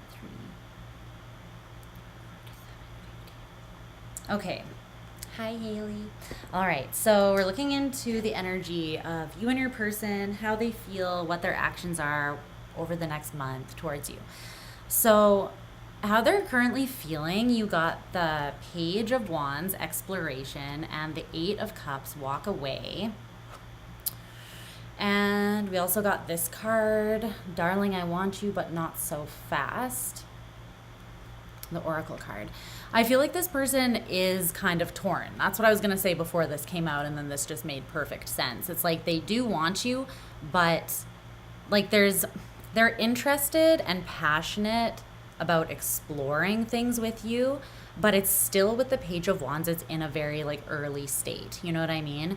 And this feels like someone who could be, if they get scared or if they get freaked out easily, or if they feel like something's coming on too strong or moving too fast, they could like run, I feel like, with that 8 of Cups. So they want to explore. There's a part of them that wants to explore. There's a part of them that wants to run. And I feel like they're just kind of grappling with their own maybe fears and insecurities at this time. So their feelings towards you are kind of like a mixed bag right now, but I don't think it really has to do with you. I think it has to do with, I mean, it could be if you're coming on super, super like, I don't know, if it comes on super strong, or if your energy is coming on really, really strong, this person just might not be able to match or meet you where you're at. But if you're just kind of moving at a normal pace, like a normal healthy pace for someone or for a connection, then I feel like this person is just, they might scare easily. So just be aware of that. Okay, so their actions towards you over the next month. You have the Queen of Cups, sensitivity, the Eight of Swords, self-victimization, and the Ace of Wands, inspiration, in reverse. I want to clarify this more. Tell me more about... tell me more about the Queen of Cups.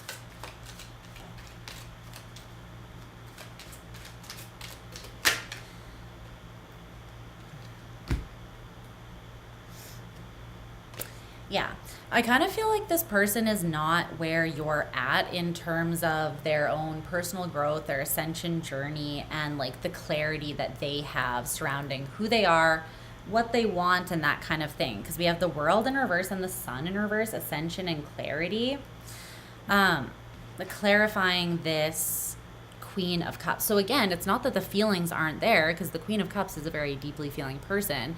But it's almost like this person is like they're extra sensitive. Like I was saying, even with them being like a little skittish or easily scared away, this person feels like they're extremely sensitive. And it's because of their own fears with the Eight of Swords, but their own fears could cause them to self-victimize a little bit here, or even to destruct, to be destructive in some sort of way because they are just scared, or because they're thinking down on themselves perhaps. I feel like they do feel like a pretty strong connection with you with partnership here, but then with the Ace of Cups in reverse, it's like I feel like this person's not as far along on their self-love journey as you are, and because they don't love themselves as much, they maybe can't feel, or they can't feel you, they can't meet you where you want to meet them. You know what I mean? They're more likely to get overwhelmed or scared away because they're just not on that level. So for you, it's like where you would naturally meet someone in a healthy relationship, but for them it might feel like it triggers a lot of their fears or their own self-love deficit. You know what I'm saying? So what's this Ace of Wands in reverse?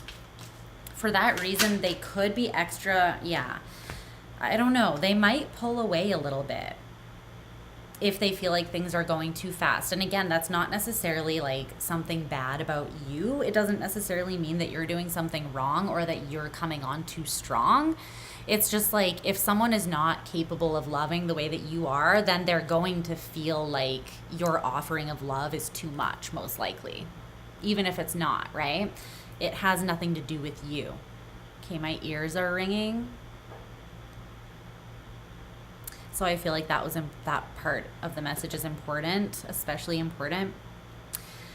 But yeah, it's the Nine of Cups in reverse, emotional stability. This person is not super emotionally stable within themselves because the Ace of Cups and the Nine of Cups both came out in reverse, right? They are more controlled by their fears and insecurities, I feel like, at this time, which could cause them again to self-destruct by walking away from something that actually feels good to them. So yeah, I'm not sure about that. Just be aware that this person could be overly sensitive and they could project some of their fears or victimization onto you.